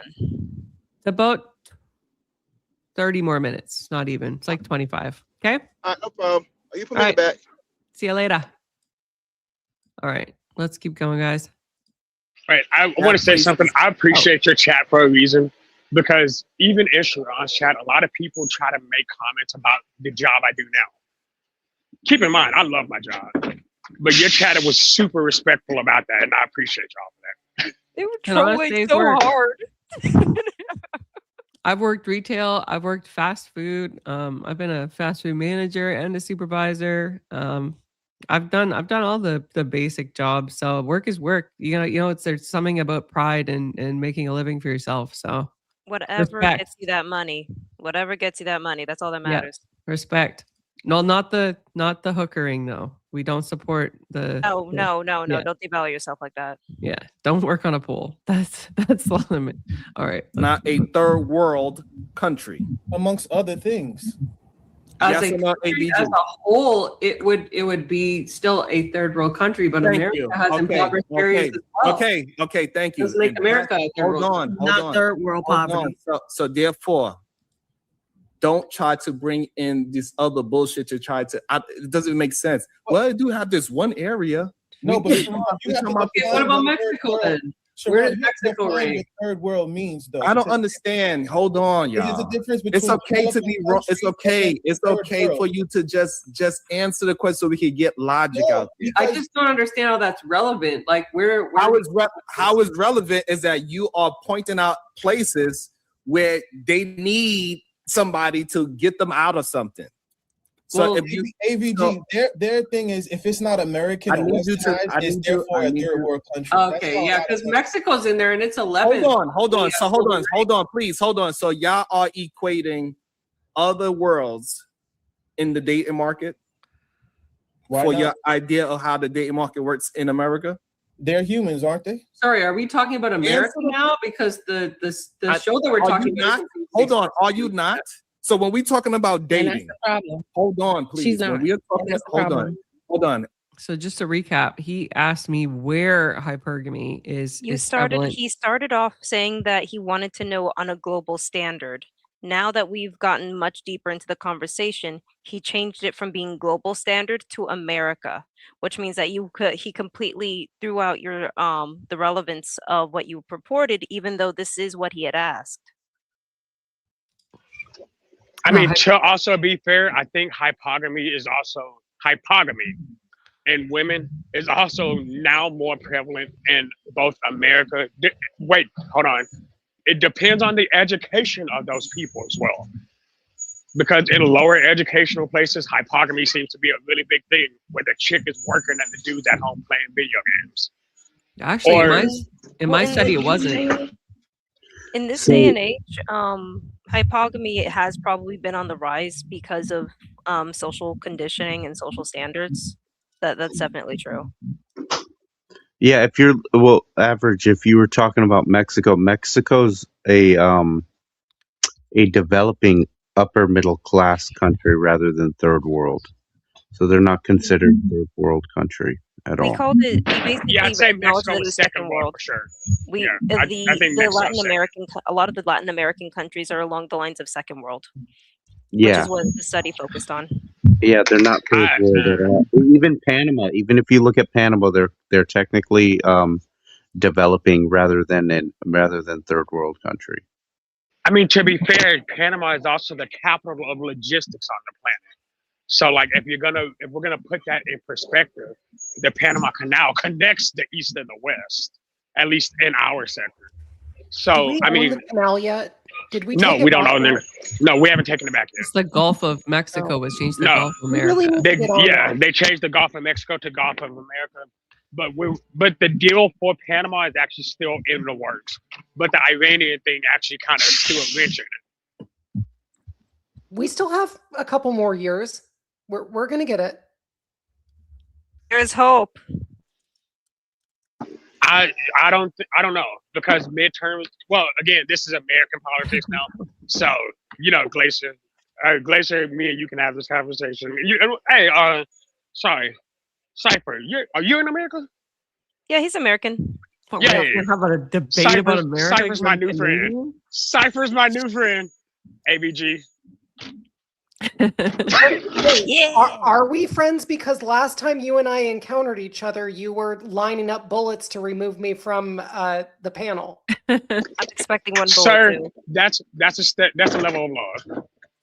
Oh, That's- okay. I spend money on people I actually care about. Sure. Yeah. Well, I certainly took it that way. But yeah, I think through conversation, we would probably find that we align on what we would like to see happen in the world more so than we probably disagree.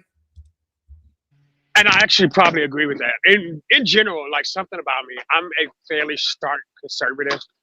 There are some aspect of conservatism that sits with me, but I'm more of a fiscal conservative and religion based, because I'm an avid Christian. Like, granted, I'm also a monster, so I also believe that we should have turned Iran into a glass desert. But again, different conversation. Indeed. I think right. I think the midterms are going to create an issue because there's narratives being thrown around that's going to affect the ability to get a lot of agenda practices done. And I think it's intentional because that's what we do in America. Well, yes, Unfortunately. and I think that it's myopic to think that the American electoral system isn't being influenced by a larger pervasive force that exists in the world, because it wasn't more than 6 years ago that we were all locked in our houses and told that we couldn't come outside because there was a very dangerous thing that you were going to contract if you were. So like there's a force behind all of that we kind of always need to identify and keep in mind, because if you think that Trump is where the buck stops, I'm here to tell you it is not. Like there is there is a principality that we are at war against. I believe in capitalism as a whole, so I understand that Trump isn't even in the middle of that scale yet. So, like, I understand.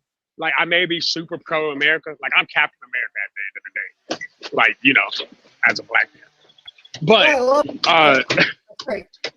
like, you have to understand at the end of the day, even like in regards to this debate, I believe the hypergamy, which I'm not a big fan of, because I feel like, as Glacier pointed out yesterday, the relationships have deteriorated because they've been trying to break apart homes. And I had made a comment on the show yesterday. I was like, hey, look, I was sitting at a Jack in the Box yesterday and I saw a little boy dressed exactly like his mom, wearing, a skirt with shorts underneath, which to me is insane. Like, that shouldn't have been a thing. Yeah, hang on, because the more interesting part about what you're saying is they are trying to break apart homes. It's not about like what you saw at Jack in the Box. It's who is trying to break apart homes and why. I think a broken home is the fundamental. If you can break every home in a place, you can take over that place in a heartbeat. That's my belief. Yeah, but who's doing that?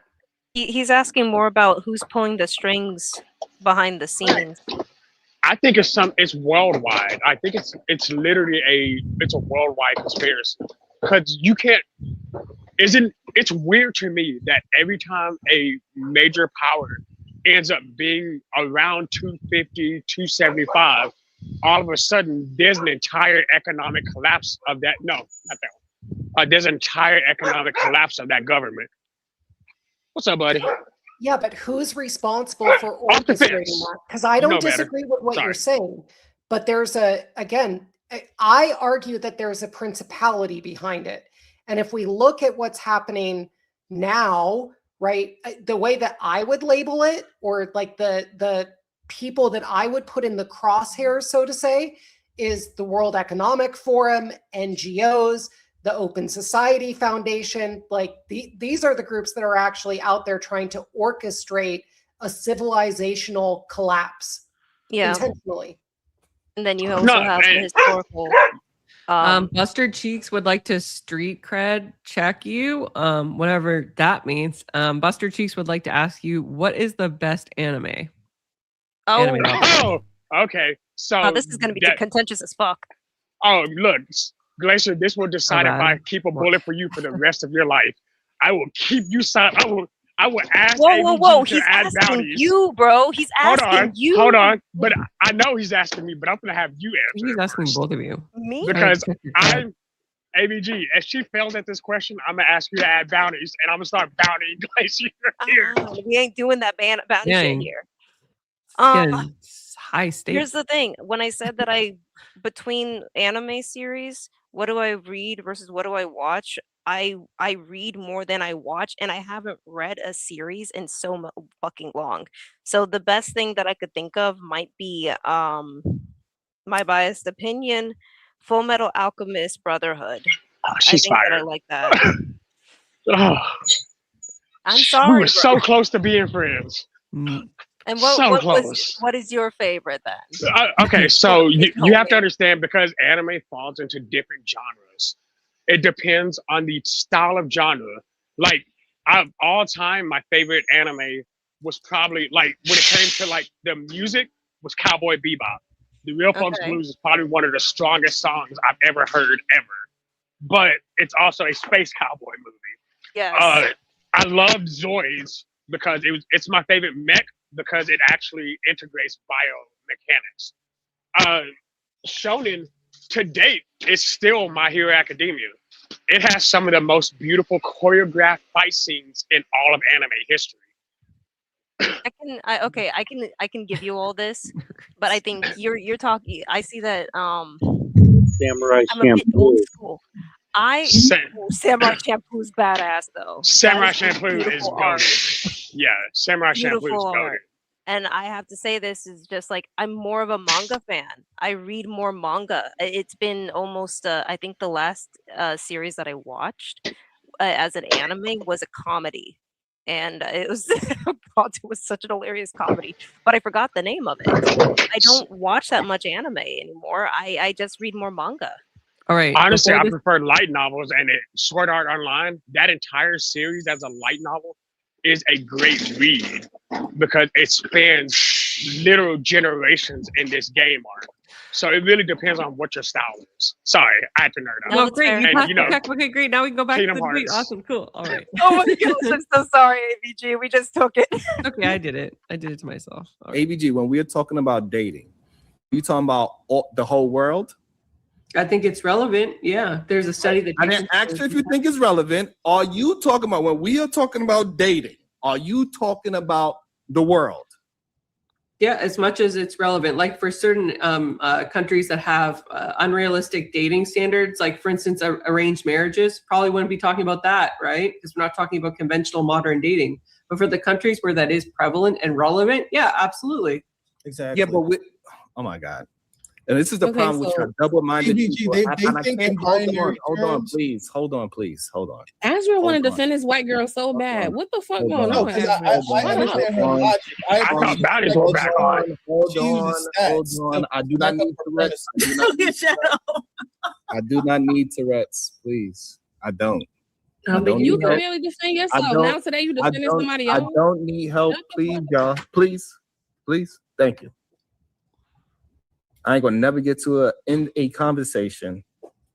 I get it. Everybody's emotionally charged because people don't want to answer questions. I get it. That's the real issue.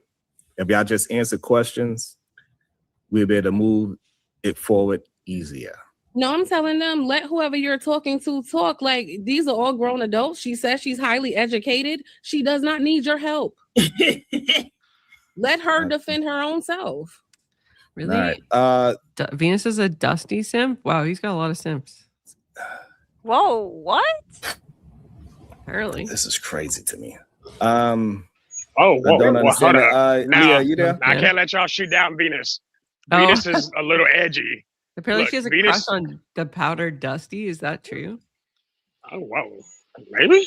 How many I don't know. allegations I'm not. today? I mean, this is I think coming from we've come up with like 12 allegations today. So We've got so many against the women This of is the so Wildest many. It's Radio just like, Show. look, we won't validate anything. We're just rolling with the bunches. Apparently she said, and I quote, he was a hot white guy.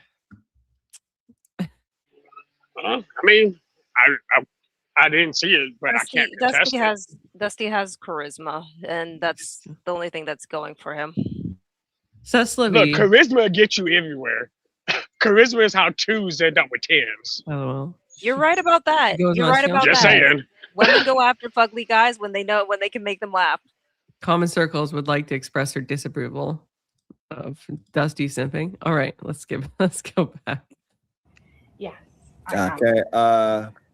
And again, Leah, do you believe that women are more hypergamous in these relationships?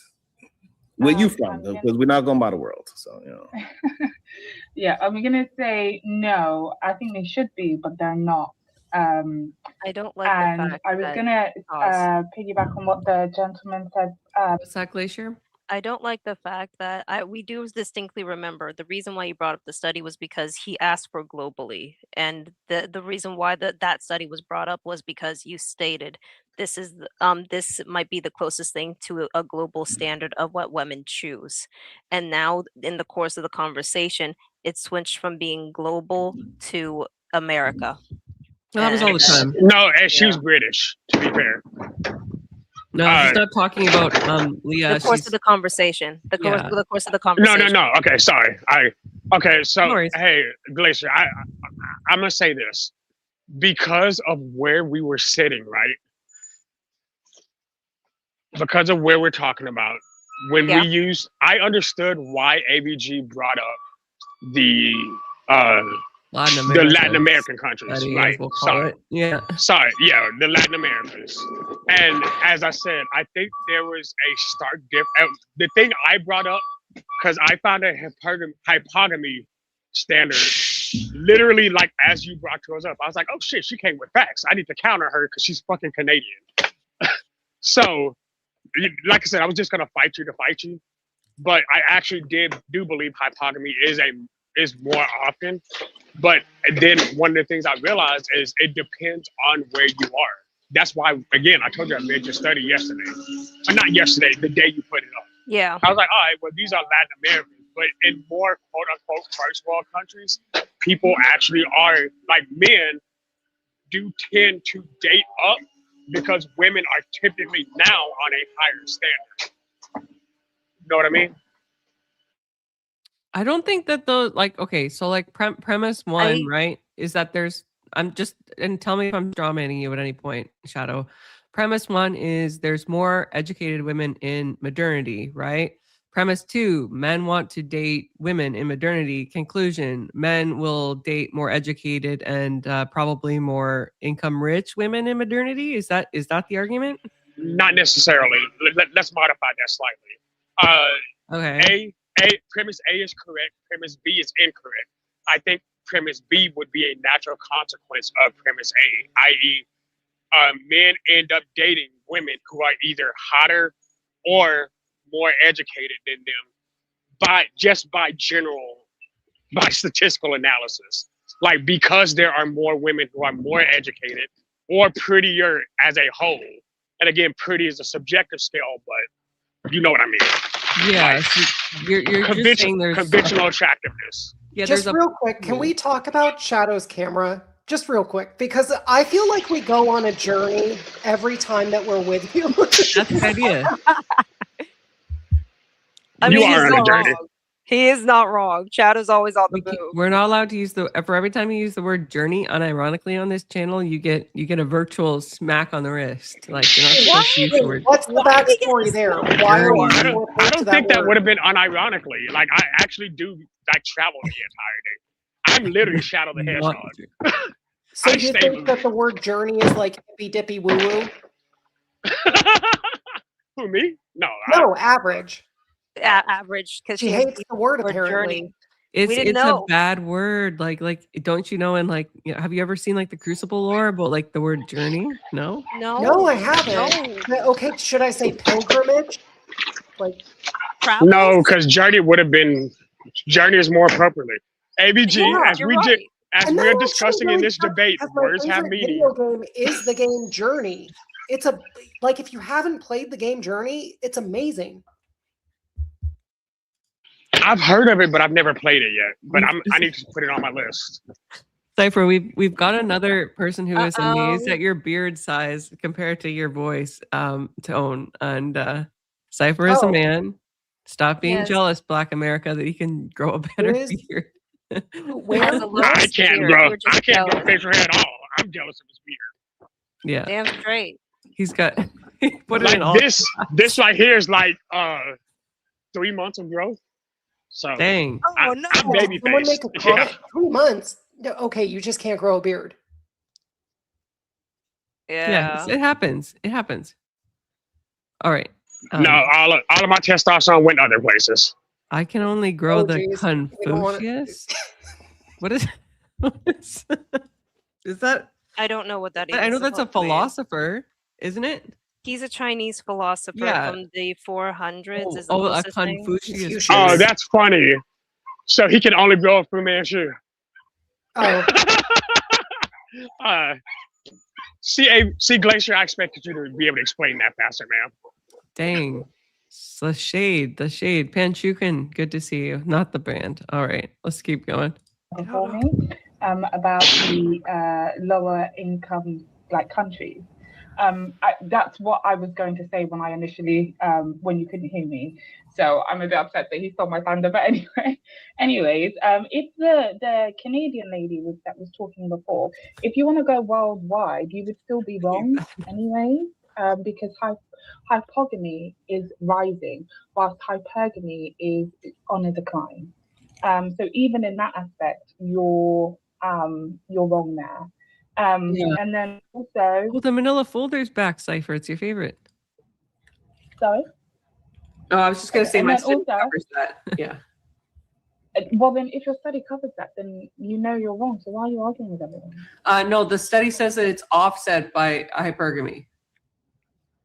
Okay. So I'm going to move on from that. So and then the other thing is in the United States, it says that the proportion of couples that have an educated wife has gone from 39% to 62%. So Sharon, again, in his analysis, would be correct when he says that women are not hypergamous.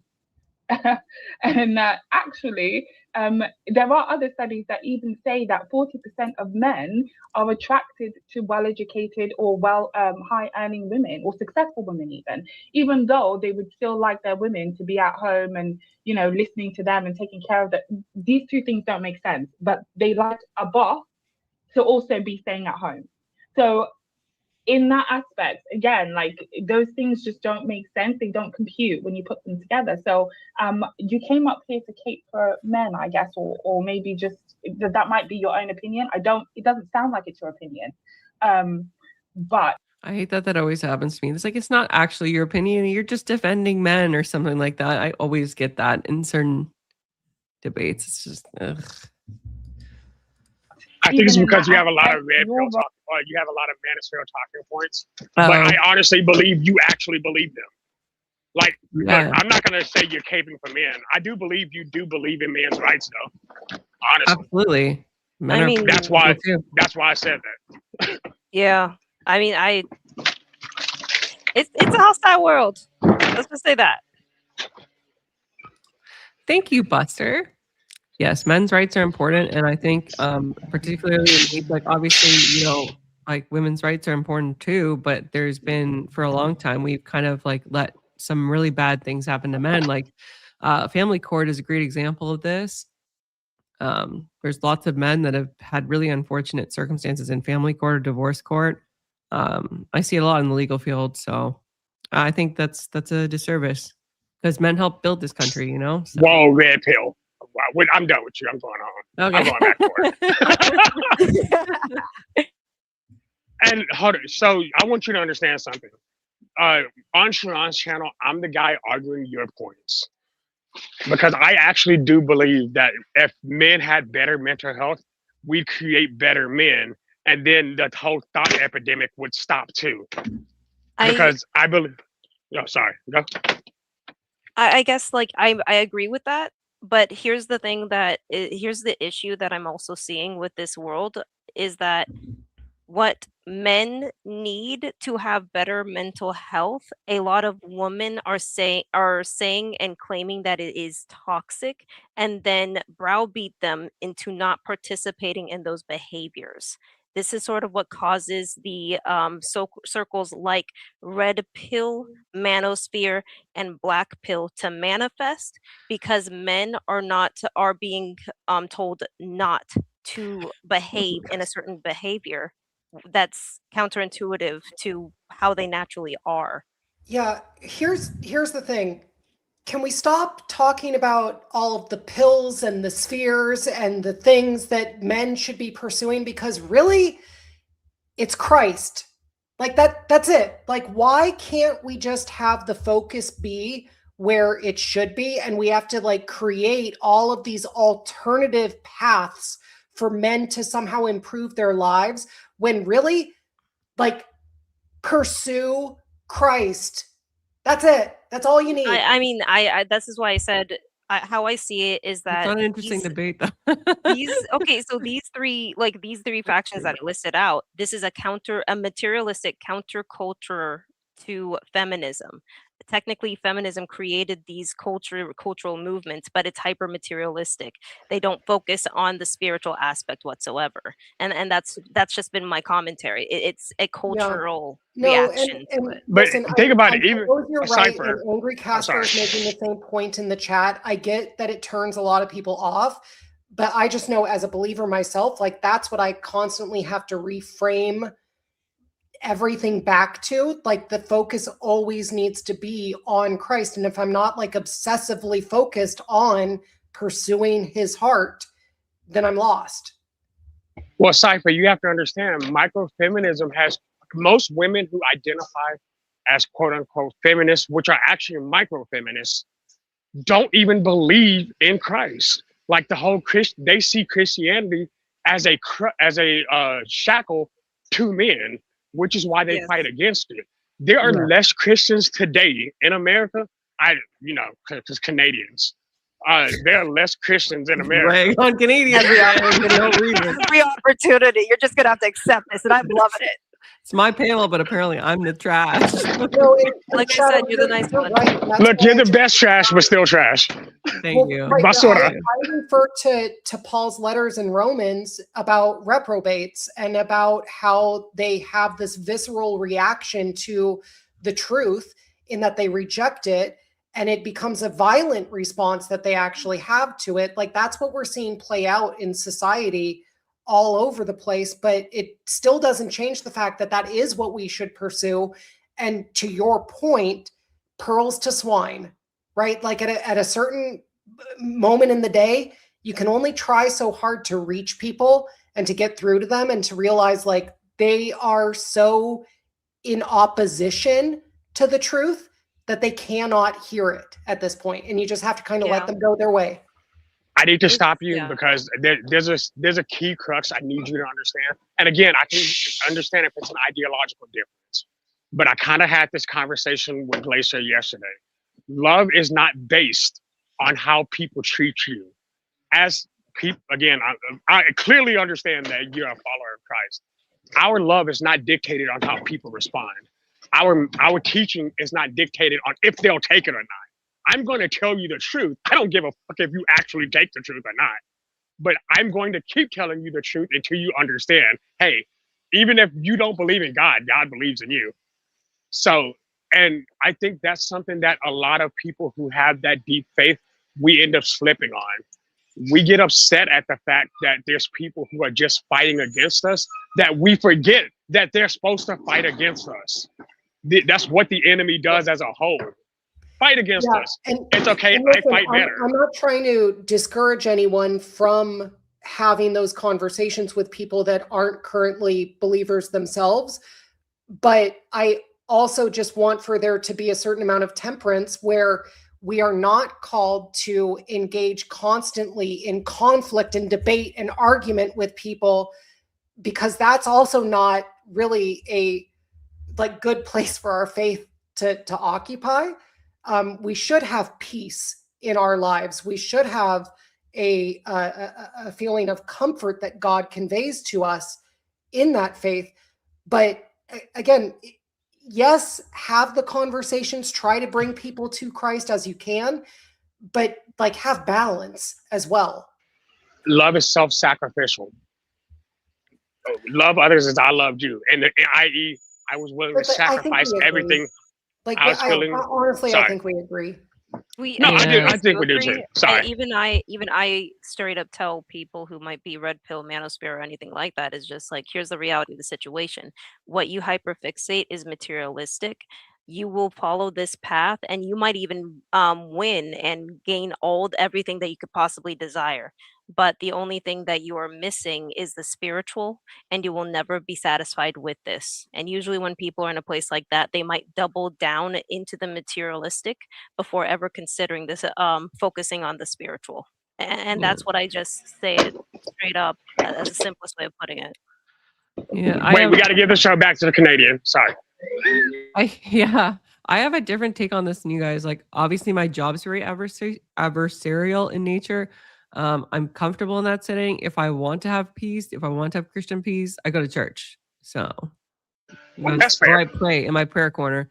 Other than that, I don't really need to be like constantly at peace. I kind of thrive actually in conflict. It's the weirdest Good, because every now and then I'm coming up to fight with you, so be ready. Honestly, okay, yeah, no, it's just like I'm the same way. It's just like I like having differences of opinion and actually talking them out. I feel satisfied when I'm able to talk to more people and have a difference of opinion, seeing different perspectives, as long as everybody's being respectful. Right, to a point, right? Girl, Like, that's black girl magic. You gotta Stop. have a threshold, right? All right. Crucible Crusader would like us to stop talking about the passages, so I guess we could do that. Alwine, let's get back to the show. Can I make fun of Glacier's blackness because the only reason she wants to fight is because of her darkness? Yeah, I said that. Be mad about it. You know what? You're the only person that has ever acknowledged my blackness, so you get points. Yeah, everybody else thinks that she's white. Look, I went to bat for you yesterday. I was like, yeah, no, she's definitely a black chick. Y'all may not look. She's a weird black chick, but she's an otaku. I know my people. What does that mean? I was like, I know my people. Trust me. She's one of us. She's just not one of us. All right. Alwine's on panel. I think he wants to say something briefly. I guess it's in line with the topic, I think. So I'm gonna let him go. Alwine, welcome to the panel. Good morning, sir. Hope you are well, all things considered. I know the life's been difficult for you lately. Was there something that you wanted to talk about?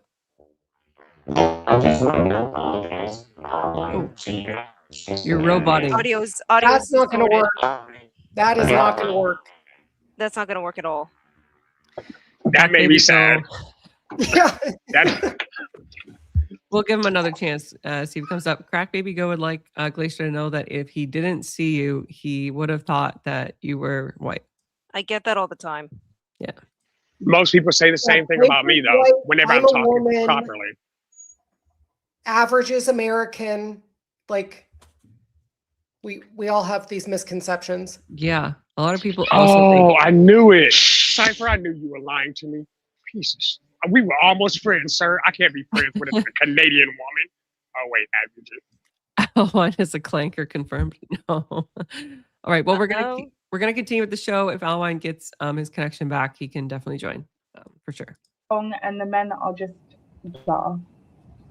American ones because they don't. Thank you, Leah. Appreciate that. Go ahead, PH Diva. It's your turn. We got PH Diva, Eda Man, and then Uncle Jeff, and then we're gonna open it back up so Azra and KT the Goat can jump back in. Okay. So I'm leaving. I want to get everybody, and I got you as well. I just want to get everybody's voices in, and then we can have a little bit more of a open up situation. So it's Diva, Eda Man, Uncle Jeff. Okay. Well, so we've been having a conversation about whether men or women or are more hypergamous. But it came from like a statement I think AVG made where she was saying something about women being hypergamous. But rather than evaluate whether or not, that's an issue or why it would be, we just like went down the rabbit hole. And so I think women should be hypergamous. Right, like you would be a fool not to. But so I guess again, I'm just saying, like, why does it matter if women are hypergamous or not? Like, why are we going down a rabbit hole on whether or not women are hypergamous when if they got any sense, absolutely should be hypergamous? Well, then I guess most women don't have sense because they ain't dating hypergamous. I agree. Right. A lot of them don't have sense, but I guess I'm still that's why but the reason why we're talking about it, Diva, is because the manosphere brainwashed a whole bunch of people to. We got Alwine. Let's see can we hear him normally? Testing. Check. Yeah, much better. Okay. We hear you. So. Real quick, I just wanted to apologize. Average, the other day I was like going on 4 days of sleep, and I just kind of lost my collection and my composure, which is not typically like me. I did want to say one thing, though. I wanted to say thank you to you. With your kind words of advice, I was able to find an Orthodox church. Oh, good. So I'm going to go, hopefully Sunday, as long as the kids are feeling better, and talk to I don't know the names of the high up people. Priests. I'm going to go talk to them, see if I can redeem myself within that. Glacier, I just want to call boohoo on you because you said Full Metal Alchemist Brotherhood is better than the original. You man. Sorry, no. I'm sorry, but they're missing so many of the cast that's in the original manga. I read the entire manga series, so yeah, I was gonna say Brotherhood. You're missing out on so many awesome characters that do not show up in the first one. You missed one of the greatest fights in anime history with Anton Reed. Get out of here. Nah. Get fired again. I'm going with Brotherhood. I like Hiroma's work. It's okay to be wrong on the Brotherhood versus the original. It's okay. As long as we can all agree that the doctor that turned his daughter into a dog hybrid is still despicable and deserves to be shot. Tucker. Tucker needs to go down. But I did want to just say thank you to Average because, like I said, that you've talked to me many times. I typically don't spaz that hard, but I felt like I owed you an apology because you were on that panel, and I just that was not like me, nor should it have been my character that day. But I just kind of lost my shit because of the stuff I've been going through at home. So I wanted to say thank you, Average. Your kind words helped me kind of come to the light a little bit more. That's excellent news, Alwine. I accept your apology wholeheartedly, and please keep us posted on how it goes with the Orthodox Church. I have a feeling they'll be a lot better in terms of support than the Baptist one for certain. So and can I just and may peace be with you. One little word of advice: don't be turned off when you go there at first. Like if you attend services, just know it is a little strange at first, I guess. Like it does feel strange to encounter. And don't be surprised that like people, it's not like a Protestant church where they're going to come up to you and be like, hey, how you doing? Like it's, they're welcoming. This is my experience more than anything. They're welcoming, but they're not going to like go out of their way to push it down your throat. Yeah. Yeah. Like I recommend going on like a lesser day. Like by lesser, I mean less attended day. So like I went to my first one was an The Akathist divine liturgies or reading. Yeah, or a Vespers, or like an evening, like a compline, like small compline is a good service to start with. That way you can actually like talk to a priest about the faith. Because divine liturgy, it's so busy, and then there's like the agape, like the fellowship meal afterwards, and everybody just kind of swarms in. It's very busy, so I would just I go on a usually weeknight. whenever I usually end up showing up to my church like in the middle of the week because they have a liturgy in the middle of the week, mainly because I could actually pray and then kneel down and it's not swarming with people since the tiny chapel that we have is about ready to be deconstructed and rebuilt to be twice as big for for the new congregation. Yeah. But yeah. Yeah, and one other thing that may be helpful if you have looked up the church online, just see if their main priest has like an email address listed, because reaching out that way is a good way to kind of like lay the groundwork and let them know where you're at so that you kind of approach it more even-handedly. Or to see if they have like an open catechesis class like mine did, and like you could just literally come in and ask the priest questions and stuff, which was like super valuable, and ask other believers, and it super valuable. Yes. Actually, So yeah, I have like my church has that as well. It's just that it runs on the days that I work, and that's on I can't Wednesdays. show up. Which is why, actually, my inquirers class, the person that does the inquirers class, he's nice enough to send notes to me, so that I can keep up. Lovely. Well, yeah, I'm sure I'll find, with God's grace, we'll, find the right church and the right spiritual father. And W. I wish you all the best. This was such a big conversation. Yeah, it's too awesome. We gotta get back to the debate. No, we need to be more angry. Back to trash talking. It's All right. bullshit Friday. Let's trash talk. Gosh. Glacier's anime taste is garbage. All right. Excuse me. We will not be getting into another anime conversation, please. Please. It's a debate channel. All right, back to the filthy Canadian. All right, back to the stream. True statement where it's not that at all. And we just want to deal with facts. I thought the red pill was about dealing in the truth. And the truth is women are not the hypergamous gender. It's just the truth. And if we could deal with that, then maybe we could just move relationships forward in a proper perspective is all I'm trying to say. Just deal in the truth, and then we could move forward. You good there, Diva? We got to read the super chats, but I want to get, we ain't going to never get to eat them. I guess we'll address this just in part, Shintai. I think in part, I think a lot of people are seeking out the faith, not just Orthodoxy, Catholicism's on the rise too. And I assume forms of Protestantism. But I like, think that is is a it side the effect. great awakening before the end? I don't know. I don't think we're in Revelations territory. Some people speculate we are, but that's a whole other debate that I do not have time to talk about whether or not we're in a Revelation age. Yeah. Is the whole concept? No, we believe in the end times for sure in Orthodoxy too. So yeah, but even to be even if fair, you're not- everybody's turning their back on Israel. But even if you're not thinking that it's a literal revelation that we are going through, can we not see that our lives are like a reflection of the pattern? Like, we are all called to like actually seek out salvation and revelation like on our own, right? Like, regardless of if there's going to be a period of tribulation, and I think you can argue that there is, like Agenda 2030, for example, which is right around the corner, guys. Like, it's going to get crazy with AI and with surveillance and everything that's happening. Like, that is the beast system. Yeah. Right. All right. This is too much. We can't get it. If we start on this, we're going to be talking about it. I know. Just a teaser for another conversation. We'll get into it for sure at a later date. Man, Uncle Jeff, if we do it. All right. Okay, eat a man to Uncle Jeff.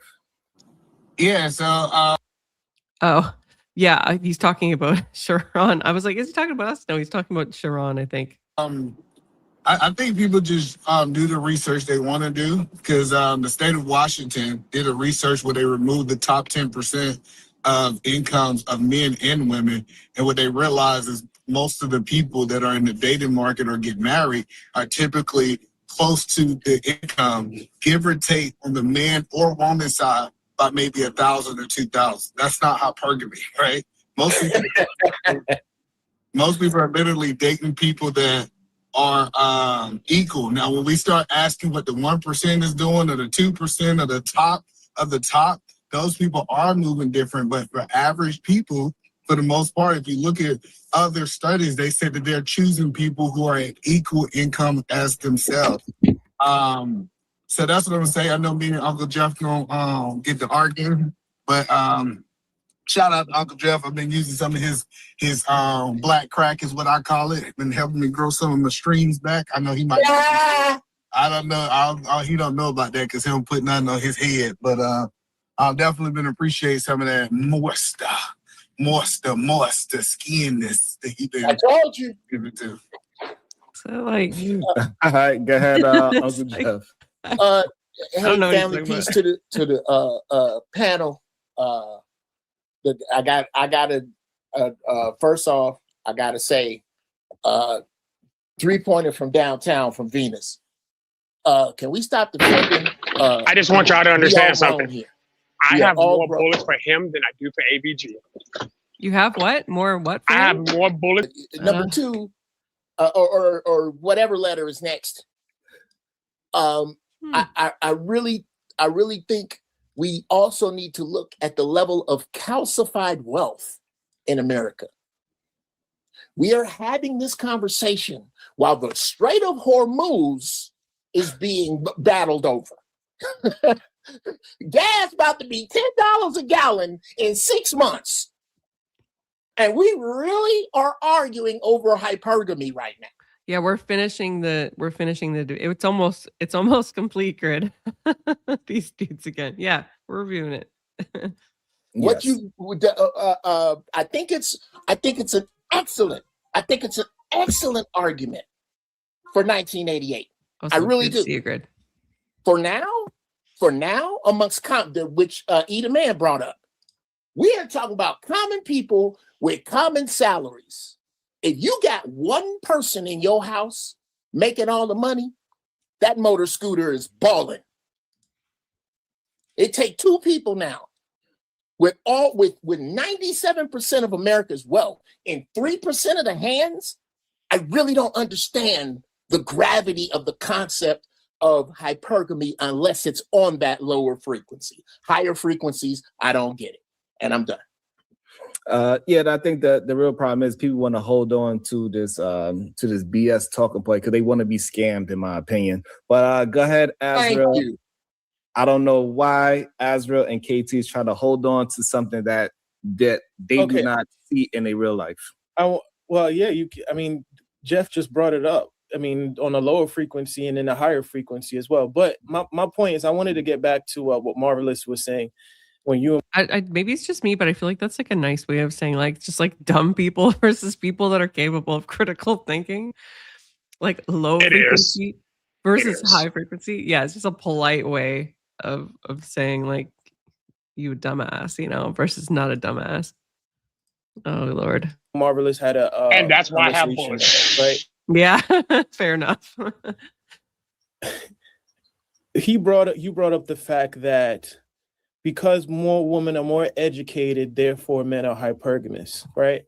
And I'm going to dissuade you with that because correlation is not causation, right? Because just because you have two variables, right? You going at the same line or the same parallel doesn't mean that they're both cause and effect of each other, right? So you can have two things can be true at the same time. A man can't find a woman attractive and she just therefore has a PhD. Right, it's a non sequitur at that point. It was never the catalyst for his attraction for that woman. So that's why, and it kind of irked me because Marvelous' opinion didn't even like think about it, and he just said, "Yeah, I guess so. Men are hypergamous." Like, no, men don't care about a woman's education. It doesn't move the needle when it comes to. Who told you that? That's a lie. Okay, men do care. Let me finish. Men don't want dumb women. Let me finish. From a biological imperative, the three things that men look for is waist to hip ratio of physical health and youthfulness. They do not look in education. No, they do Yes, not. they do. Not even in the Listen, top hold on. 5. I never heard a man. I think there's a difference between a man not wanting a woman who's like legitimately like 2 brain cells away from like, like she can't do basic math. Like you're like, honey, like the car's low on gas. And she's like, what's gas? Well, I mean, yeah. So here's the thing. There's a difference between intellect and wisdom.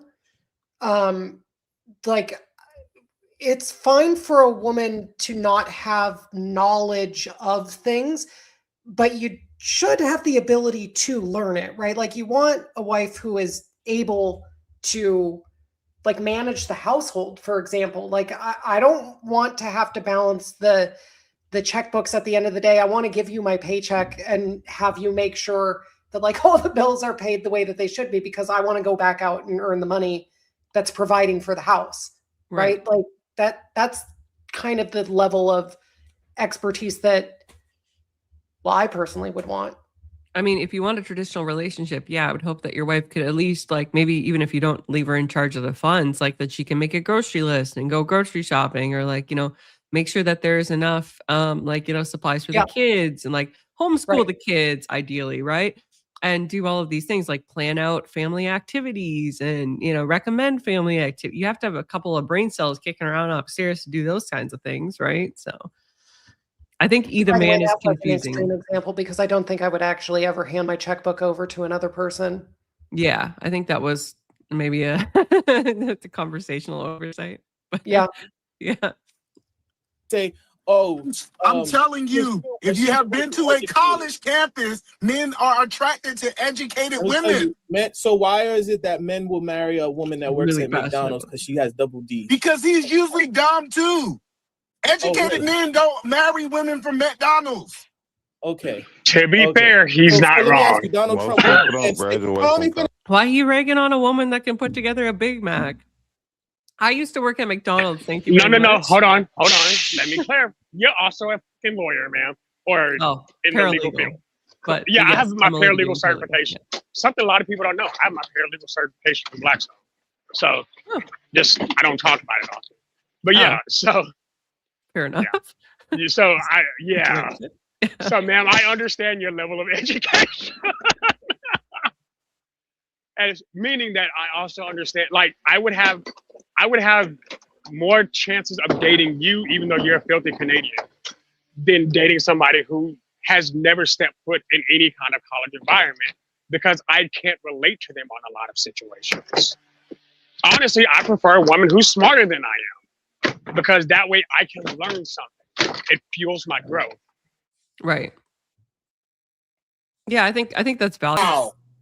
I knew for a fact. Man, Chris doesn't kind of know how to control himself. Ron, this is your fault. It's your fault, Ron. Man, be quiet. Let me finish. I'll let you go, please. All right, hurry up then. Go ahead, because I got somewhere to go. You don't gotta hurry, man. Let that man speak. Nigga, this ain't your show. I told him to hurry up. Hurry up. Okay.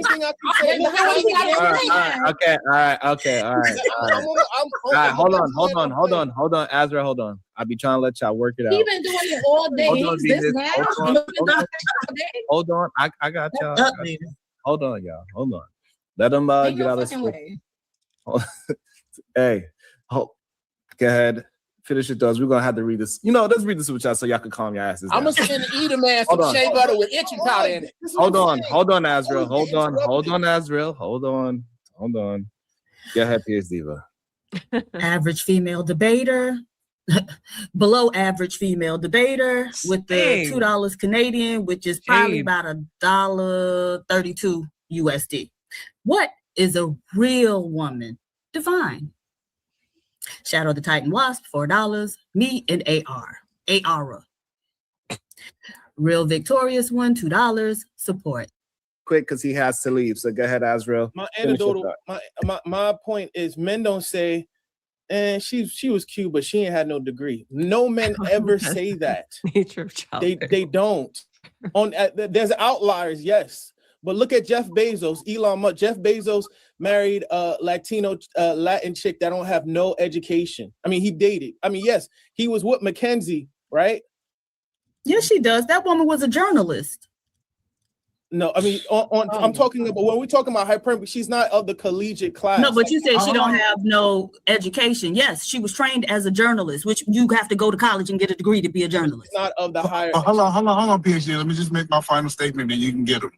Listen, I said this in my initial statement that he was going to talk about that top 3% that Jeff was talking about. I have acknowledged that those top group of people move different.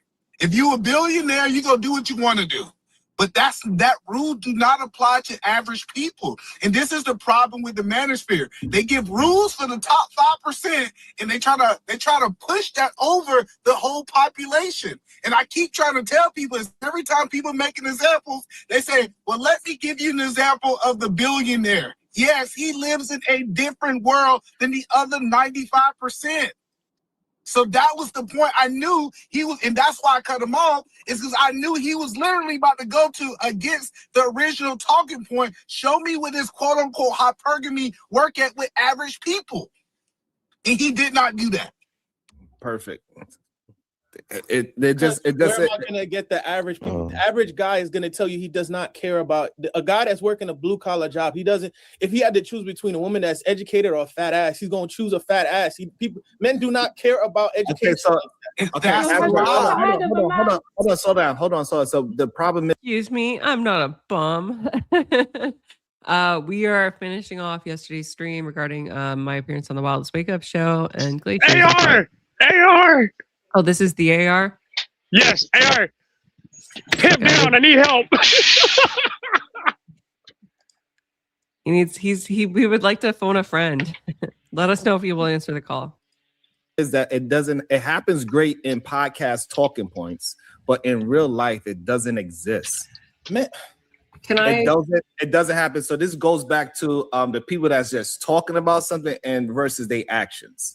And this is a problem that y'all keep missing. Y'all keep missing the podcast talking point. This is why people like Myron and all these other Manosphere talking point podcasts do so well, because it's just talk. It don't have nothing to do with action, because he don't actually have to do anything that he says. Like, for example, he says, we don't. Shadow, the price is $50 an hour, apparently.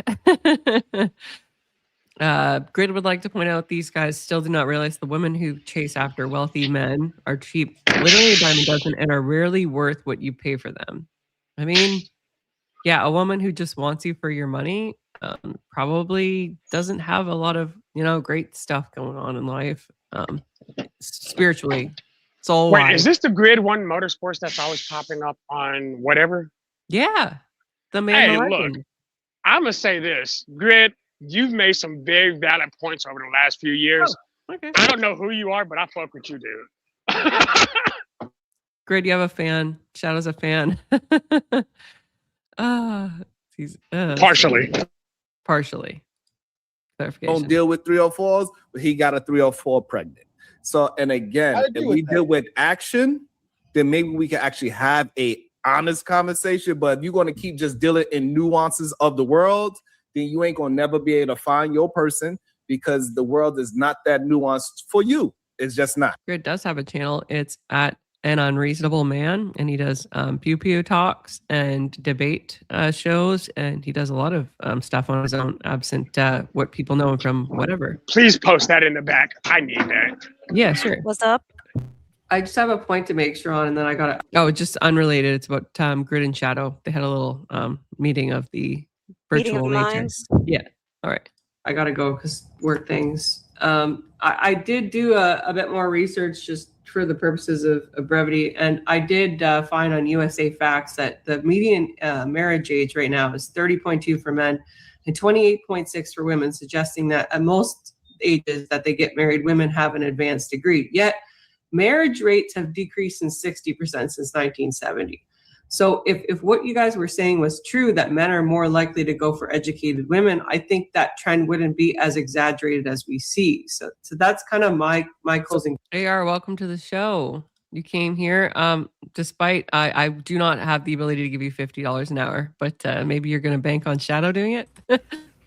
It's cool. I'll tell you compliments too. AR, you're the greatest black white man I know. Dude, I'm not white. Shut up. Missed the whole point, nigga. Over my head. What's up? I heard Oh, great. y'all I've had already did it. questions or was talking about something I said. No, you're here to support Shadow. Apparently, he needs reinforcements. So, Oh, y'all ain't talking about me. I ain't got no reason to be here. okay. I'll be in the chat though. All right. Thanks for coming up. Hopefully, you like and subscribe. So the reason why it's going because women are getting smarter and not allowing men to be so hypergamous anymore, right? This is why women are not being with men because they realize that if they deal with certain men, it's going to actually drag them down. Are they still having sex though? Right, you want to move the goalposts. Okay, No, are they but still having sex? so regardless of sex or not, right? She's not talking about sex. She literally just brought up marriage. So you want to talk about sex? I don't know why, but we could get. It's a value. I think it's a useful correlative because, like, if we're saying that most women get married later, most of us are more educated. This is in line with the debate earlier, right? It's an aspect to actually consider because for once, in the past, open relationships or just the act of like just sleeping around, it never became so prevalent until to this day and age because there was a lot more risks, especially in the past. There was a lot more risks. I mean, back in the 80s, you had the AIDS epidemic, but in the past, like a century before, there was the risk of contracting illnesses. And some of these illnesses could quickly kill you. One of them that was prevalent in the 1800s was syphilis. And that was beyond insidious because sometimes it slept within the body and would wake up decades later. Yeah, that wasn't really what I was going with. No, I was just saying though that because there is an overall higher median age for marriage, and that by that age women are typically more educated, right? And the marriage rate has been sharply decreased since the 70s. That statistics support the conclusion that despite women becoming more educated and getting married at that higher point of education, that they're less likely to get married. And so that was my whole point to the panel. Nobody seemed to register that. In fact, it should have been, I thought, like a useful description of like where we were going with this, because a lot of people were harping on throughout the debate conversation that women were getting more educated and that was proof that hypergamy was effectively on the decline, that marriage between members of equal playing fields or lower playing fields when it came to men, right, versus the woman, were on the rise. But the statistics just generally don't support that. And so this was kind of like a last ditch effort to see if statistical logic would prevail, and it did not. Wait, but Azriel actually was the one who came up behind it because it actually does believe that hypogamy is a thing because most chicks, despite the fact of not getting married later in life, are still having sex for that 10 years until the degree. So, or until the marriage, usually with bummier dudes. Like, and that's what I'm saying. Chicks may want to date somebody in a higher bracket or in an higher economical standing. But in fact, they actually end up sleeping with, and we talked about it yesterday, the bad boy effect, the bum effect. I can save them, like the guy who owns a bike while she has a car. Like there's a lot of dudes who literally drive their chick's car because they don't have one. Yeah, like well, there's that's almost, and now we're talking about save a bum. But It's like the equivalent to Captain Save a Hoe. Yeah, I'm just gonna let me highlight this comment here. Grid would like us to know that his wife is smoking hot, has a master's in finance, an MBA, worked for Goldman Sachs as an investment banker. The degrees did not make her more attractive, but the fact he's capable and driven. Yeah, no, obviously, I think I can agree with that. I think that there's women out there that are like super capable. It's a very attractive quality, particularly if like you're going to homeschool the children, right? That she has a higher education. And as long as she can still have kids, that's great. But is it generally what's happening? I don't know. I think you kind of struck gold there. Hey, let me your personality. Oh, stop. They're too. Yeah, let me ask a question. So the number of people or percentage of people today that are married, it is lower than it was, for example, if we compare it to like the 1950s, right? Compared to the 1970s is the stat that I found. Significantly. Right. Yeah. So I guess the claim that I would make, or that I would at least investigate, is that as women have pursued higher education and advanced their careers and deprioritized family building, that has resulted in a different balance being struck between the sexes, and hypergamy no longer being a one-way street. But I do think it still exists. It's very present. And the problem is that now women have advanced themselves culturally or in society to the extent where they hold a higher status position in our society and can basically neg men all day long. And it's made it so that men are having a very difficult time even achieving a level of standards that women find attractive to them. And Cypher. So here's what my point is, and that was the point that I was making earlier. Hey, Brandon. While women are, sorry, one more time. No, the point is that women have gotten better. Well, and this is a subjective better claim, because I don't actually believe that pursuing higher education and deprioritizing family building is a better thing to do, but it's what women are doing. They've gotten better, and men have not kept pace with that bettering. And so now it's like women either naturally have to accept a lower status man than them, or forego having it and end up with 2 kids in an empty egg carton. Or no, I'm sorry, 2 cats in an empty egg carton. But even those 2 cats or kids are still made by the bums that they didn't want to date. Sure. I think it's sort of here's something that I've been noticing, at least during the last decade that I've been alive. Once you walk away from school, there's a very radical difference of people who pursue education within college versus people who are outside of college. People who pursue education within college, they end up having expectations of whoever they have to mingle with. They also have to have a degree that is an equivalent to what they have, so that they feel like they're at an equal and wouldn't entertain somebody that, say, chose to go into a trade. They wouldn't acknowledge people that go into trades whatsoever, even though the income of somebody that works in a trade can actually be substantial or comfortable or even significant.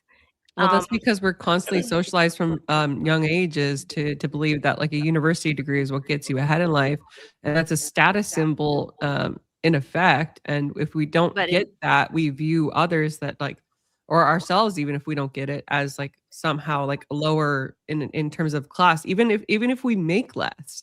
And or make that's more, my thing. That's my doesn't thing. matter. It's just like when I reflect on my time within education versus opposed to when I walked away from education, I felt like I walked out knowing barely anything. I had to teach myself everything.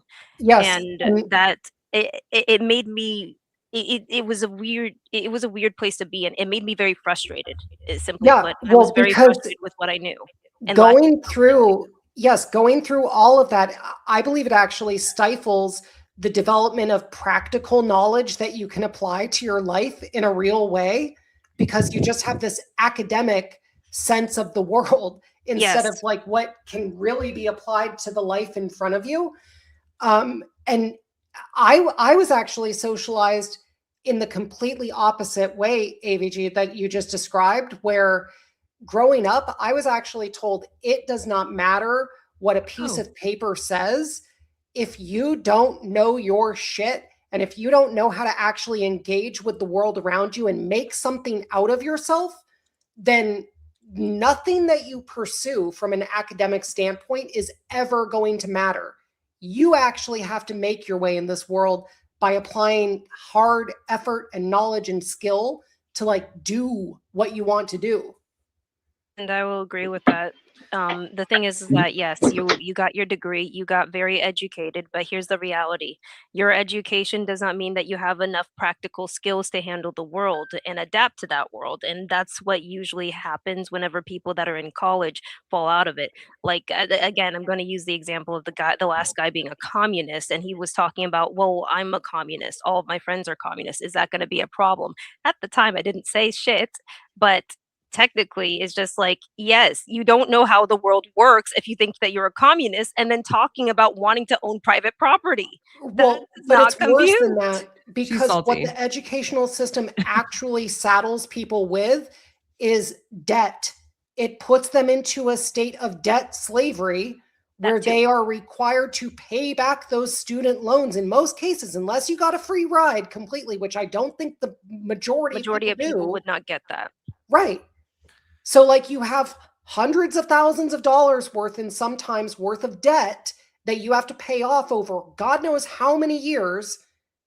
And that's what you actually got from your educational experience. Yeah, so I think there is there's some muddying of the waters in certain ways with those statistics though, because like keep in mind, Cypher, like if you are successful, right? Like if your parents push you, right? Like my parents were like an A is never enough. I need to get like an A plus, and it's never like you did a great job. It's like, well, how can you like improve on that, right? As Almost the anybody who Asian knows one. me is Almost hardly the Asian surprised method. to find out.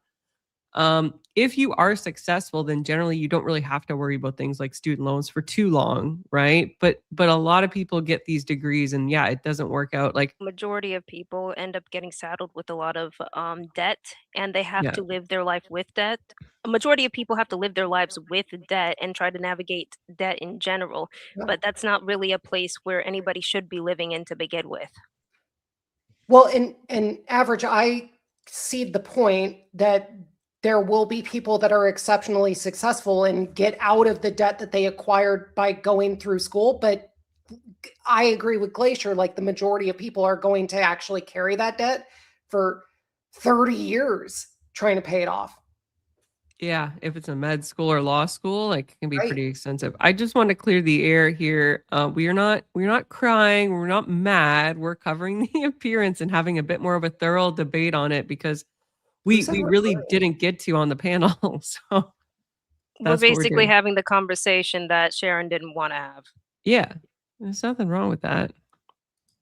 But you're welcome to come up here. And Richard, are you asleep? I think he's asleep. He's Come been on. silent for a while.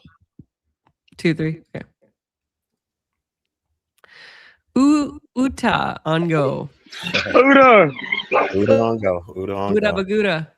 Good morning. Good morning to everyone. Good morning. Yeah, we're not mad. This panel is so black I was today. just teasing. I was just teasing a little So bit. many But I black seen people part of here. part 1 too, though. I was watching part 1 too, though. I was in the cut. I was in the bushes watching part 1, so I can understand it. You know what I mean? And I was watching at that times when y'all did join. Hold on, let me plug my mic and maybe y'all can hear me, right?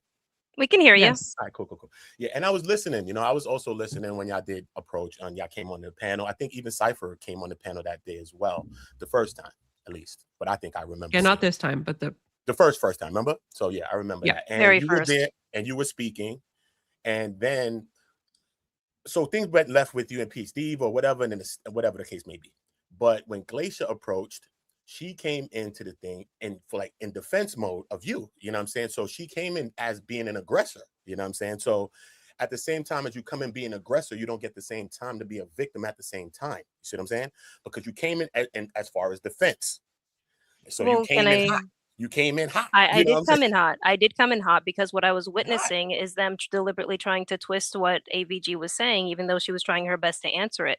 And what did annoy me was the fact that they were being very dismissive of what she says. And every time the AVG wanted clarification, they deliberately belittled AVG. And I don't take that kindly, because that is how you're supposed to have a conversation. You ask questions for clarification so that you know how to proceed afterwards. And when AVG asked for questions for clarification, they rebuked her instead, and then called her stupid because she didn't understand what they meant, and they didn't try to clarify. So yeah, there was an injustice that was going on, and I didn't like watching it. So yes, I am going to defend my friend when I see injustice taking place. I would never tell you not to defend whoever you feel you need to defend. And how a person defends it, I would never tell them how to defend it. But if I come through swinging my sword, I know what to expect. I need to maybe reach for my waist and pull out my hammer too, because I don't know what's going on around me. Everybody's all around me. I don't know. So when people start going to war, it becomes war. You know what I'm saying? And I think that a lot of things come from communication breaches. A lot of things are just communication breaches, is where we tend to misunderstand each other and all that, even in relationships. A lot of the biggest things is misunderstandings and breaching of information and us and communication. You know what I mean? So I get that at that aspect as well. But then Glacier, you came on at first and you were saying, because they was having a conversation and you were saying that you were a professional in something, right? This was the thing that you were saying, right? But when you came to speak later, I didn't say that I was a listen, professional. I'm I've telling you, always but said let that me I'm an hold up, let me amateur. land the plane. You're gonna tell me, listen, Okay. tell me if I remember what I remember or not. It came across this way, is what I'm saying, is that you were in a specific area of study. But the way they was coming at it is like you were a specialist in this thing, right? But you were saying that I studied the history of whatever the thing is and on a bigger scale or whatever you were saying. So I get that aspect too as well, right? So it came across like maybe they were saying like you didn't know what you were saying, but it could have been, again, a miscommunication breach again. Yeah. But also, I think that how we approach situations, you know what I'm saying? What is the best way to defend something sometimes? You know what I'm saying? What is the best way to defend it? We have to also look at that. You know what I mean? If I come through and I can make and substantiate some of this person's points, then I'm also defending this person, right? So I don't have to just be in attack mode. This is also another form of attack because I'm still attacking. So when you have the information, we don't have to let our emotions guide the conversation when we actually have the actual information to put that forward. You know what I mean? Usually the people that beef is the people that don't know. And that's why they arguing, because nobody really wants to give that up and take, you know what I mean? And go. But once we have information and let that be the truth, then let that speak. You know what I mean? I can understand that. And if you're talking about the first interaction, it was one of those things where Sharon kept on stopping me before I could even finish my point. And I don't take well to that in general, because that means that he's lacking context, but also making assumptions before I have actually said whether or not I've actually finished it. I didn't like that, being put on the spot without being able to manage or fully articulate myself. And that was where the hostility came from, because he basically was trying to push a specific narrative onto me before I could even clarify what I'm trying to explain. I was trying to be charitable, and what he had done was also a bit disingenuous. So that's why things went off with a tiff. Yeah. But at the same time, I did see that they did remove I'm not picking on any side here, bro. I'm just speaking my mind clear. I'm a very unbiased person. I just speak my mind clear.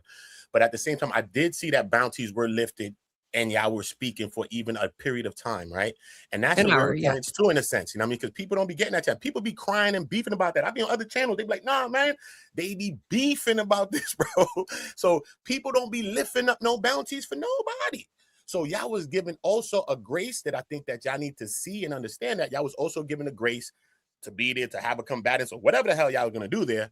But y'all also was given a grace, and maybe those same graces can be given. So I think that's a bridge in a sense. And I mean, you might not look at it as a bridge. Okay. You might look at it as a burning bridge, but I think that's kind of a bridge in a sense. We still we actually reciprocate. We were more than happy to have Shadow up. The moment that he showed up, we extended the link so that he could show up, and we had our conversation. That was the first time Shadow ever came here. And even you were here. We extended the link to you the moment that you showed up too. We do have our graces extended. It's just that we don't want to deal with the payment system at the moment. I know. Well, if I could speak. Go ahead, ABG. Go ahead. Sorry, babe. No worries, sir. Yeah, no, if I can speak, like, yeah, we were given like no bounties for an hour. That's why we came up, right? And I'm more than happy to come up here and there if the conversation is relevant, even with the bounties on. Like, respect the grift. You know what I'm saying? I don't mind. It's fine. That's how he runs his channel. It could be, anybody. I'm a salty glacier. I know this. It's just something that started from a long time ago, though. Yeah, it's not a grift to have something that started a long time ago. I don't it's use like a fun thing. It's also an interactive thing where the people in the chat as well can interact, and if they don't like something that someone's saying or whatever, they can spend money as well. They even got people in the chat that can be blocked too as well on certain channels. If you say certain things in the chat, you could be timed out the chat for a certain amount of time, a day, a week, $50 for a week, whatever. And it starts to, everybody's engaged, everybody's interactive. It's not just like you're a person in the chat. You actually can react and you can change the way the panel's going. Actually, we talked about that with Shadow. It ends up being, I told him straight up that how it's framed, this is channel lore, and we are outsiders unaware of the channel lore. I know that I can understand the intent for what it is, but how it is seen from the outside world, it contradicts what the intent was, and that's all that it is. So you're upset because you went into someone's house and didn't know what the rules were?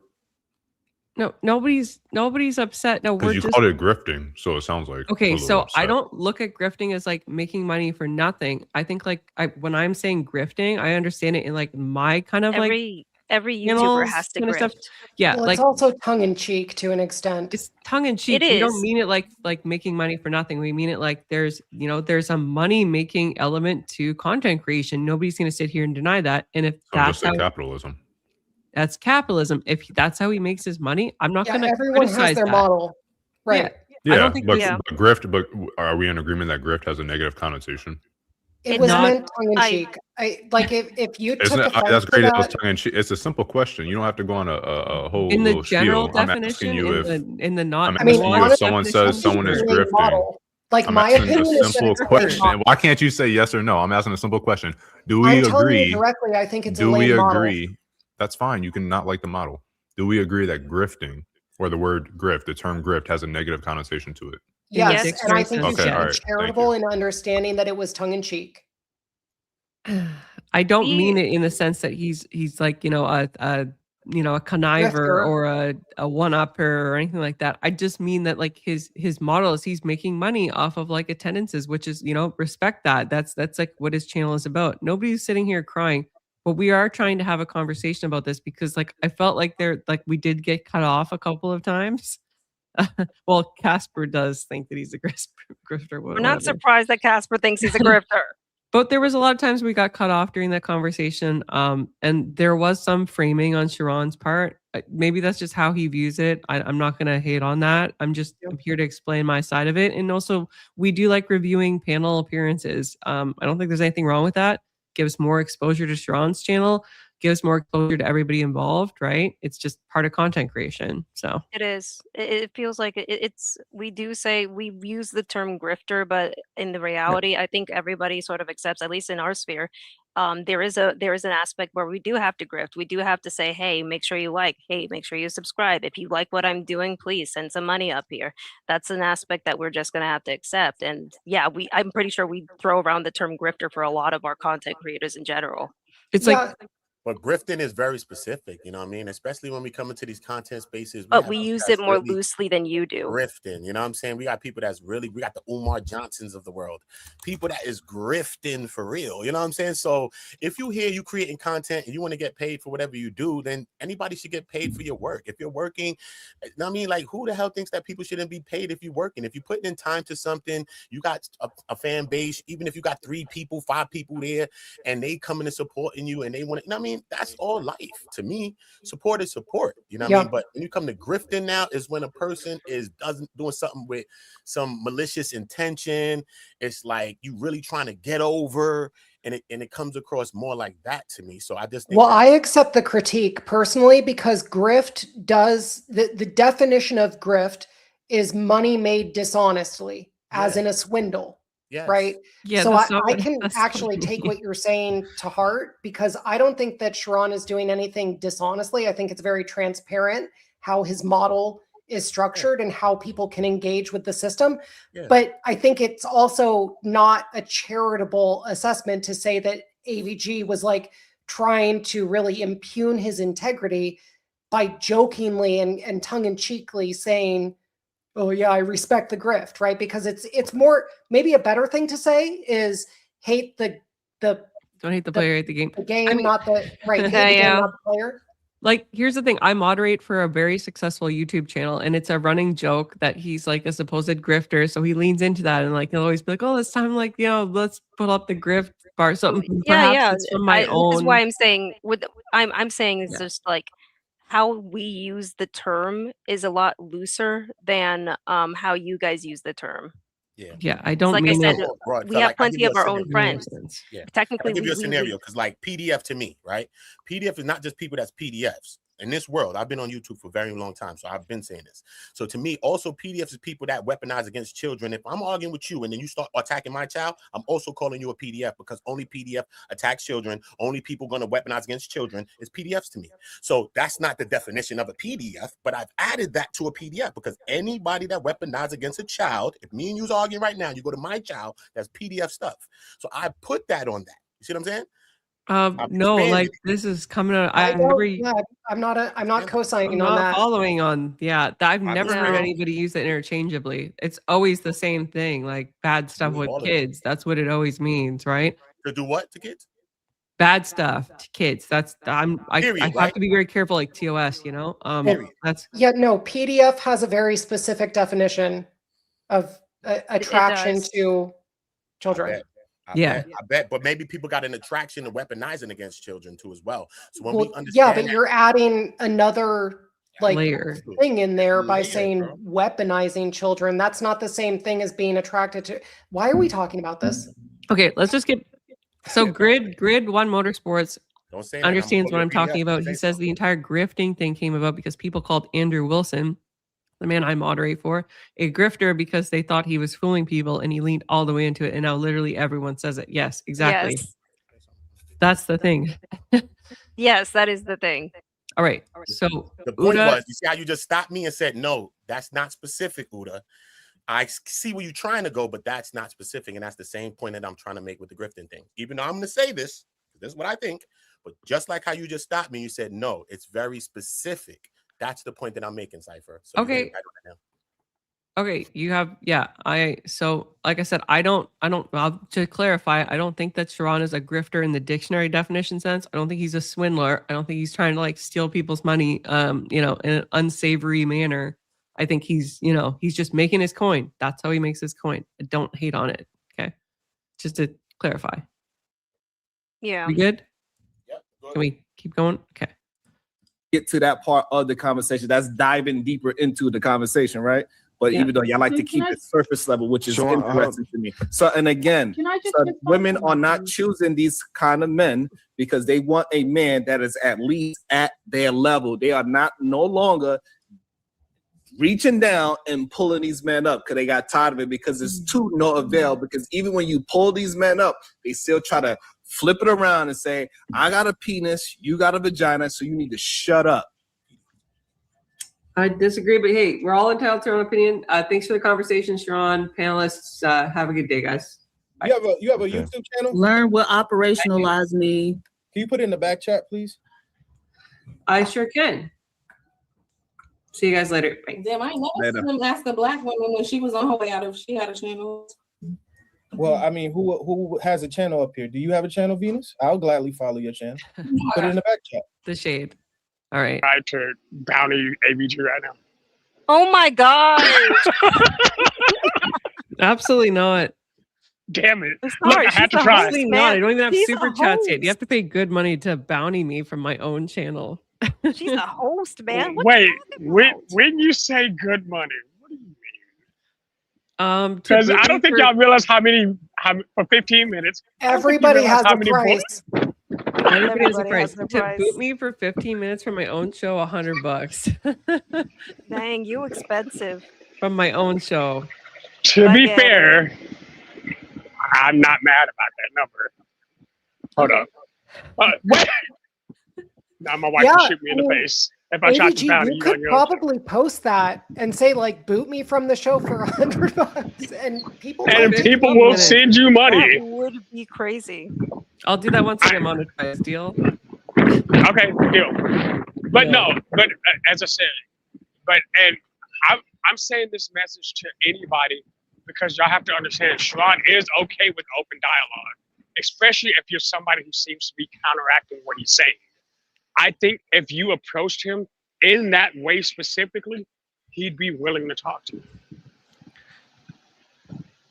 Honestly. And then nobody can interfere. I'll probably put bullets in the chamber and you'll see that super chat, but you'll know I'm not going to pull the trigger until, like, y'all have actually resolved whatever. And then I'm going to be like, hey, Glacier, gotcha. Boom. Oh, you dumb 'Cause- bitch. I'm really on the fence about that I have to jump through barriers over this, but I might consider it because of your good grace. I appreciate that. The space tries. All right. I don't know how much of a point there is in reviewing the remaining drama with like I Nah, don't there know. isn't much of a point because it ends up being the longer this goes, it ends up being me questioning Josh's validity.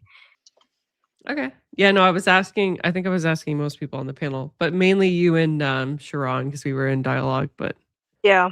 yeah, why don't we do this, guys? Why don't we shout out everybody's channel and then we'll go to green room if you guys have something to talk about. Like I do have to work, but I mean I'll leave it open so we can talk about it for sure. Okay. Let's start with Cypher. Cypher's got some new content, don't you, sir? I sure do. And the subscriptions are really picking up. So I appreciate anybody that is either watching from my channel, today's stream, or just becoming aware of me. But I am producing a lot of music recently. It is turning out really good. It's like a dark ambient synth wave EDM. I don't even know how to describe it really. Like go check it out and see if you like it because I think it is cool. But I put videos together going with it, like cool visualizers that you can watch.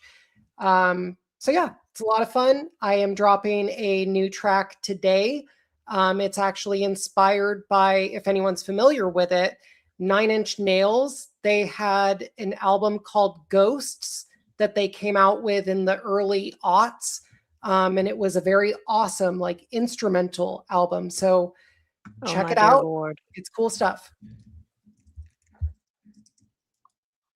Okay, I posted Shadow as well. Shadow, would you like to shout out your channel? Do you have anything? I have been disgraced.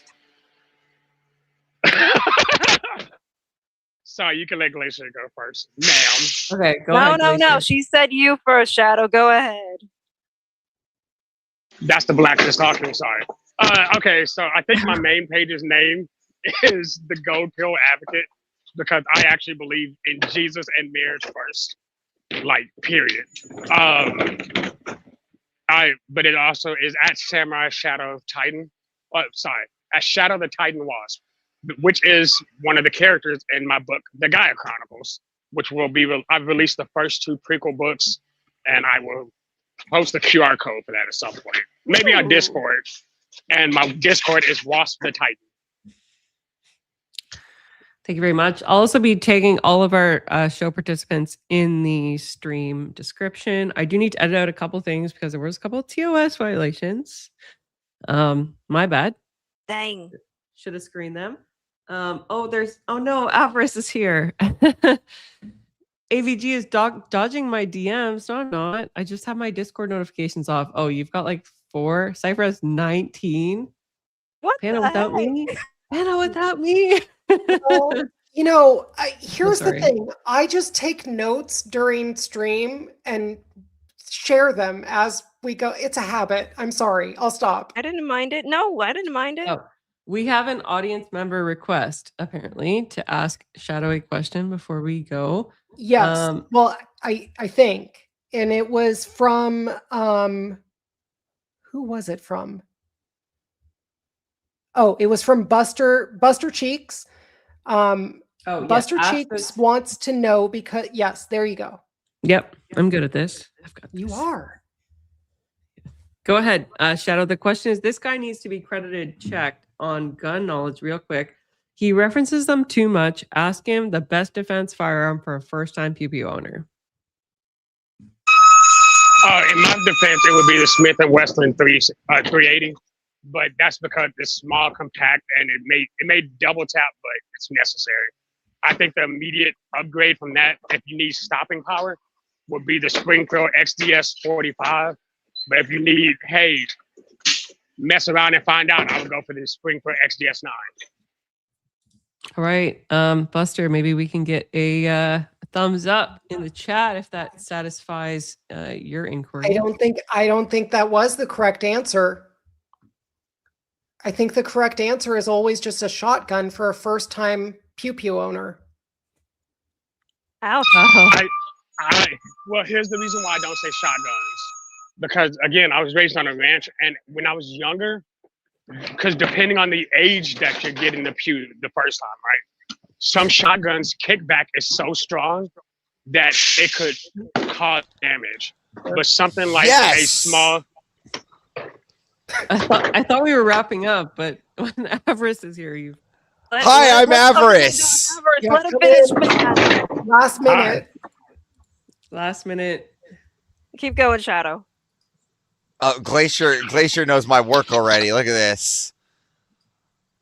And like I said, because shotguns have kickback that some people can't really handle, and if you don't know how to shoot a shotgun properly, it could blow your shoulder out of the socket. So I think a smaller handgun like a 380 is honestly a better option, or maybe even a 22. No, I like to suggest people to get that big old Smith & Wesson 500 for their first defense weapon. I think there's nothing better than taking out a full hole of your invader while blowing yourself back 3 feet.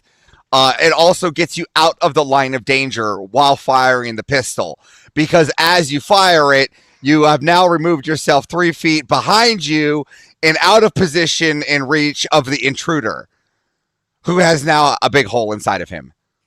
There you go. Thank you for your service, Avarice, by the way. Yeah, good first defense weapon right there. Who cares about the shoulders, right? It's life or death situations. Oh my dear Lord.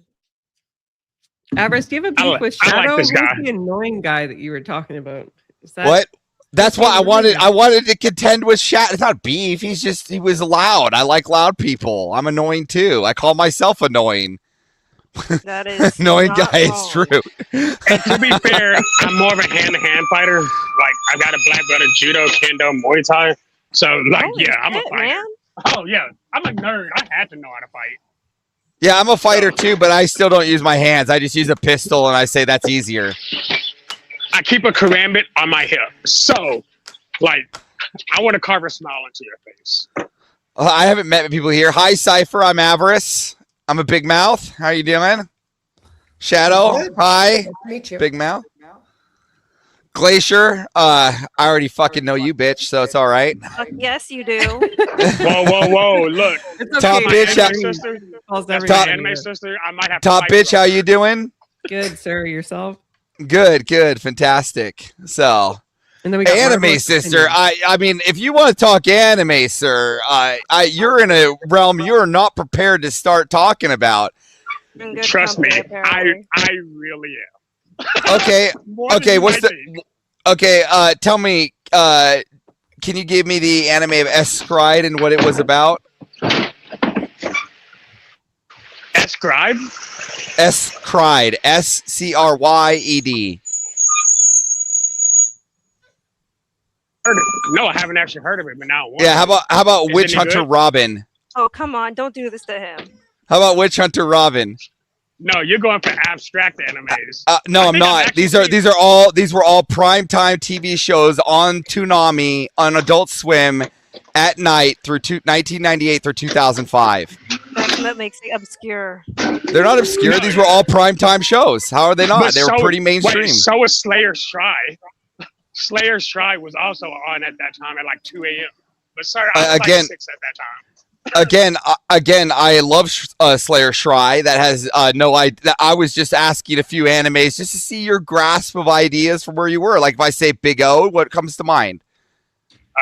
The best of the mechas, of the mecha humans. The best of them. Okay, see, so we got some some baseline to go off of. So you're not a complete non-knowledgeable of the late night Toonami run. So when I ask what S-Scribe is or Witch Hunter Robin, you should have some knowledge. The problem is at the time, like you got to keep in mind, I was a ranch boy at that time. So yeah, when S-Scribe, I was an Alaskan boy at that time with no electricity. Oh, no. Yeah, I lived in a little commune. Everybody knows this. Up until I moved down to Seattle when I was in high school, I lived in a You small actually beat me cult out. commune with no electricity. So, you win. And I'm not even lying about that. The two bitches can tell you that. So, That's they true. can even. W Ska. Yeah. So this is not a false statement. I didn't have a really anime-filled childhood. I had an anime-filled adulthood. So I had it. Yeah, you can say I had an anime-filled adulthood. Yeah. okay, so we're just going. If you could say this year's, with an exception of Solo Leveling, what are you most hyped for? I mean, honestly, I want to see the reanimation of DB Super, and that's only because I grew up with Dragon Ball, and I actually read The Journey to the West. So Okay, so you're pro right now. Everything they're doing with Dragon Ball. So let me say this: not necessarily. I don't like the fact that they're going to reanimate the entirety of Super again, but I do like the fact that they're going to integrate some of the things from Dayama that really need to be put together. Great. So that means that that's sweet. So that means that you like the decision that they canoned everything. I do like the decision that they canoned everything, but I don't like the fact that now that canon contradicts a lot of actual lore. Absolutely. Now I can just do whatever the fuck I want, right? I can just wish as many times as I want to wish. I can go and just become 7 years old as many times as I want. Right. Like there's some things that happen in the Dragon Ball story that never made sense. I just want to let you know right now. Canon. I just want to put in perspective really quick. GT's canon now, Shadow. No. You want to know how you know somebody who really likes Dragon Ball? They hate GT. There was only one good thing about GT, and it was Super Saiyan 4. So tell me, how's your anime looking now? How's your anime bank looking compared to the Avarice anime bank? So I've probably hit 1,500 series now. I'm getting my wife to now go through the entire Naruto series because I'm putting her through the big three. I think there's 3 generations of big three. If you say the big three, I'm going to punch you square in the nose because you're going to say One Piece, Naruto, and Bleach. That's not the big three. That never was the big three. That's a generational pull. Nope, it's Dragon Ball, Sailor Moon, and Inuyasha were the original big three. Again, and that's another generational three. That's you're talking about is generational threes, and then this year we'll say it's Jujutsu Kaisen, Solo Leveling, and Frieren. I don't want to.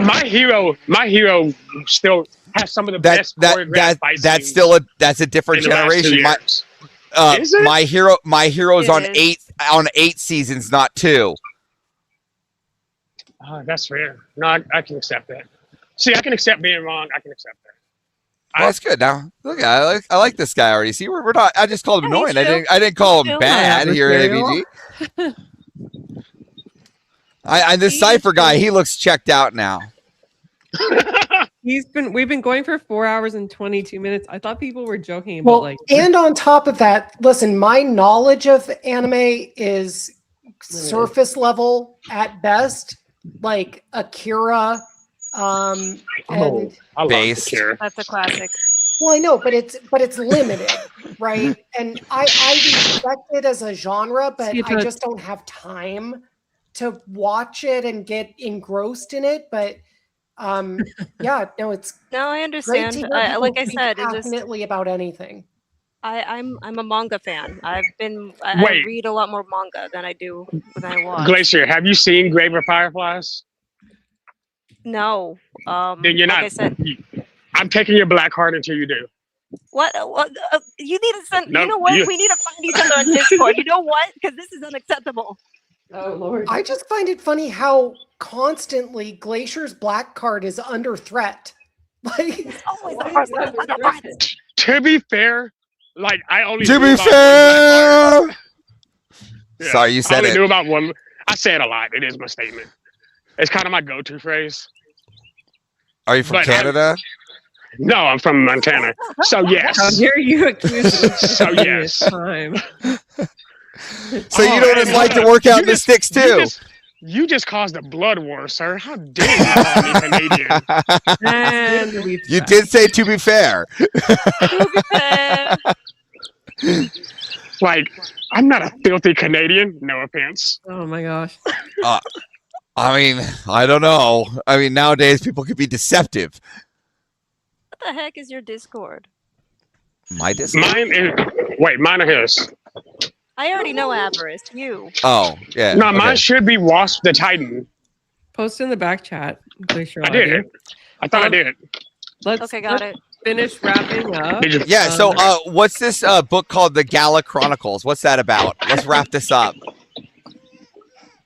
The Gala Chronicles. Yeah, it says author of Gala Chronicles. I No, want to it's know the what this. Gaia. Oh, sorry, it's the Gaia Chronicles. Gaia. Oh, yeah. Username. So Okay. I'm actually. So I'm. I actually thought we were writing- gonna. I thought it was a book about balls, but okay, let's continue. No, I'm actually writing a book. It's a high fantasy and it's shonen style. So, like, a lot of the people I meet in panels are becoming characters. So at some point, I may send y'all underlying messages like, "Hey, I might be asking to use your personality as a character reference." Oh God, I'm gonna get that again. Here it comes, another person wanting to use Avarice as a character reference. He's so animated. I want to use the Avarice guy.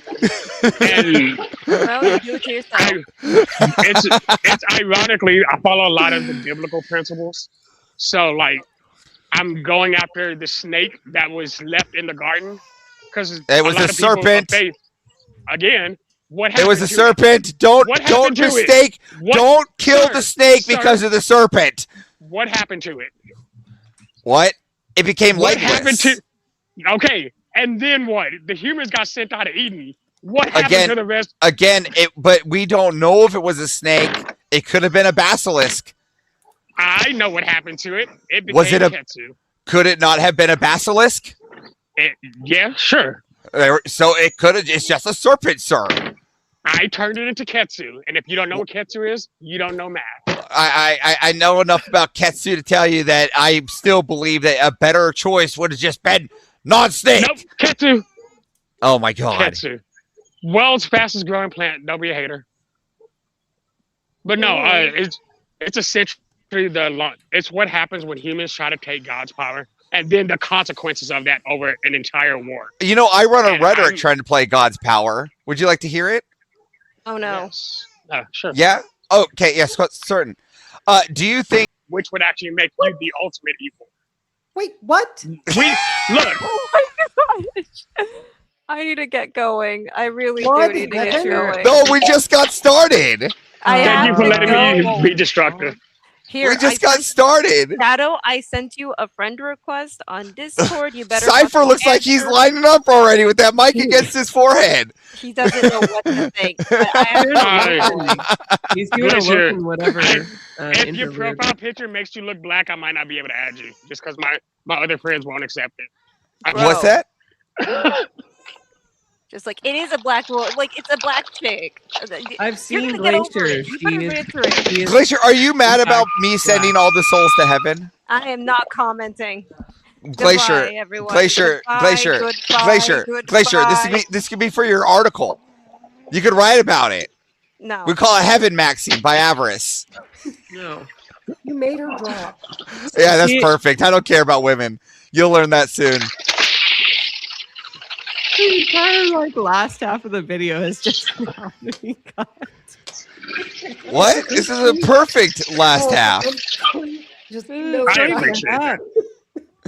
But yeah, ABG.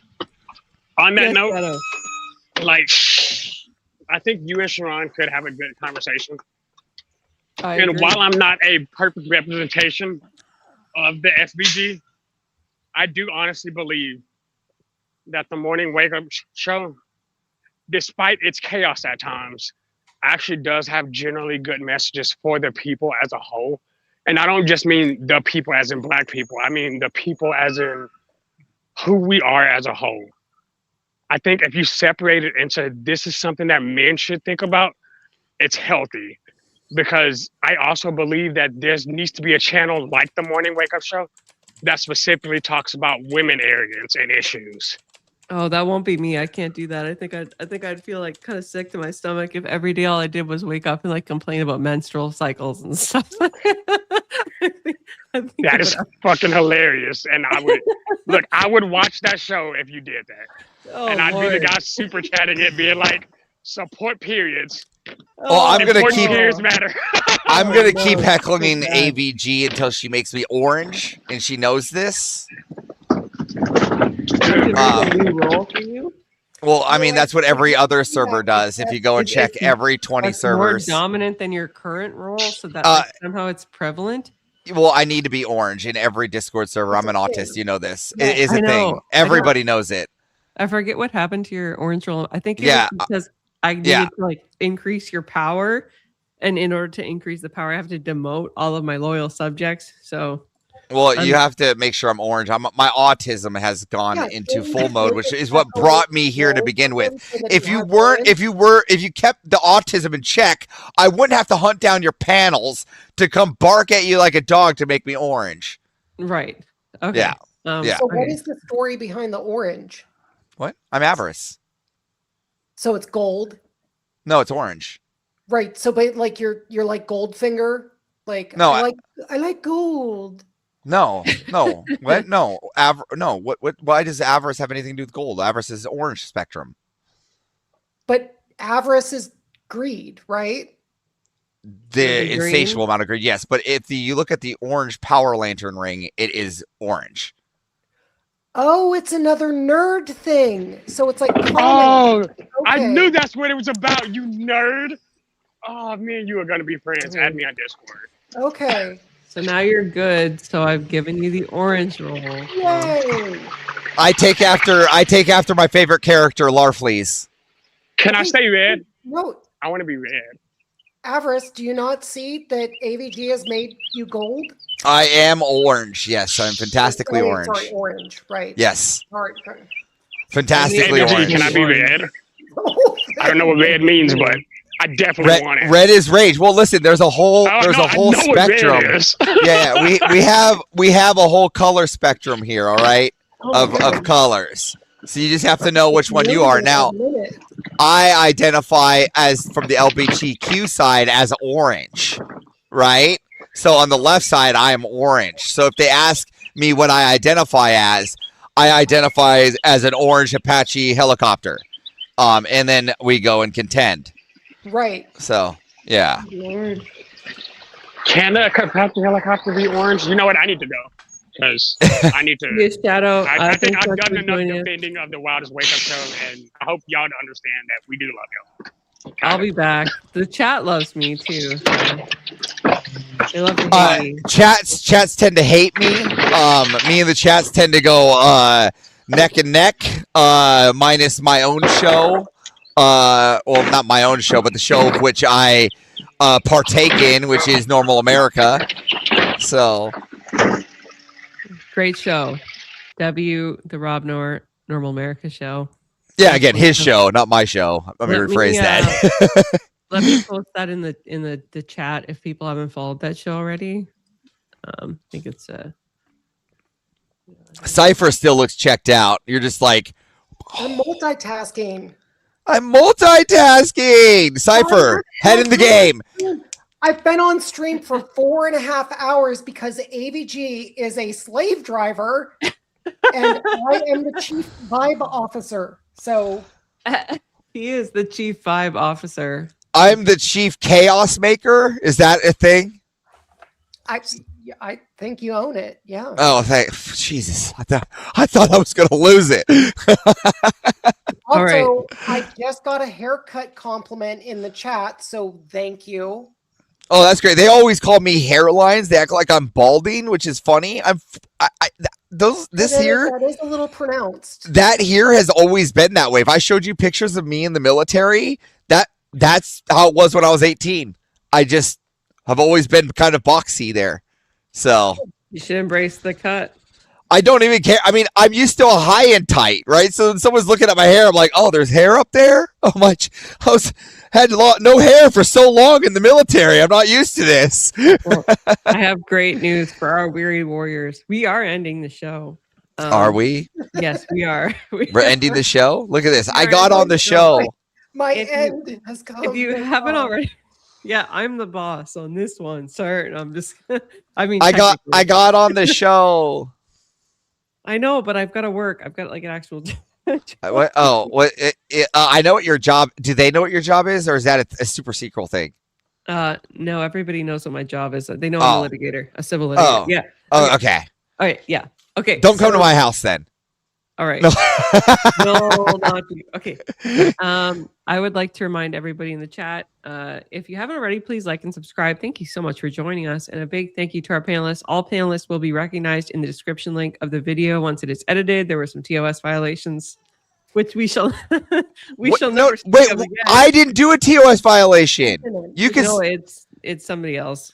I was like, you could say that word. In the videos we were watching.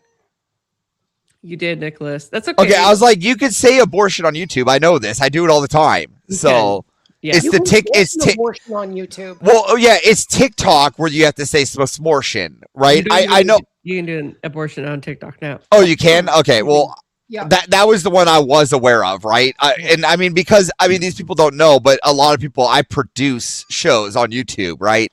So like, I kind of have to stay in between those while I speak anyways. So I kind of naturally do, except when something like the F word slag or FAG word slags out. But yeah. That's a good one. That's I have like it's not that I use it in my day-to-day life either. I really don't. It's that I'm reading when people type it, so it's like there's a word that's an attack. I'm like, yeah, there it is. You know, it's like, oh shit, I just said that. I read it. Whoops. So all right, just edit that out. What you said? You're already removing it.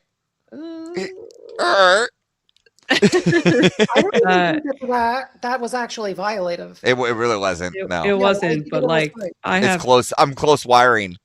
You're And actually, I've heard it on YouTube videos openly. You shouldn't. It's less slurry. You shouldn't. The big thing I know not to do right now is you can't bring a gun on a live stream, but you can do it on a recorded one. That's like the big thing to know right now, because like we were talking about going like Mr. E right now is down in Dallas, so he was talking about doing the shooting range and like doing a live stream. Like you can't bring a gun live on YouTube. It's just you can't do it. Weird. So yeah. All right. Well, thank you so much to our panelists for joining us, and thank you to all of you in chat. Even if you joined late, do not worry, do not fret. I will post this episode yet. I just need to edit out a couple of parts, and then you'll think I am really smart. That was a rhyme that nobody really cared about. I All hate right, you. great. Have an excellent day, afternoon, or evening, whatever it is for you. God bless, and see you on the next one. Toodles. And send her money.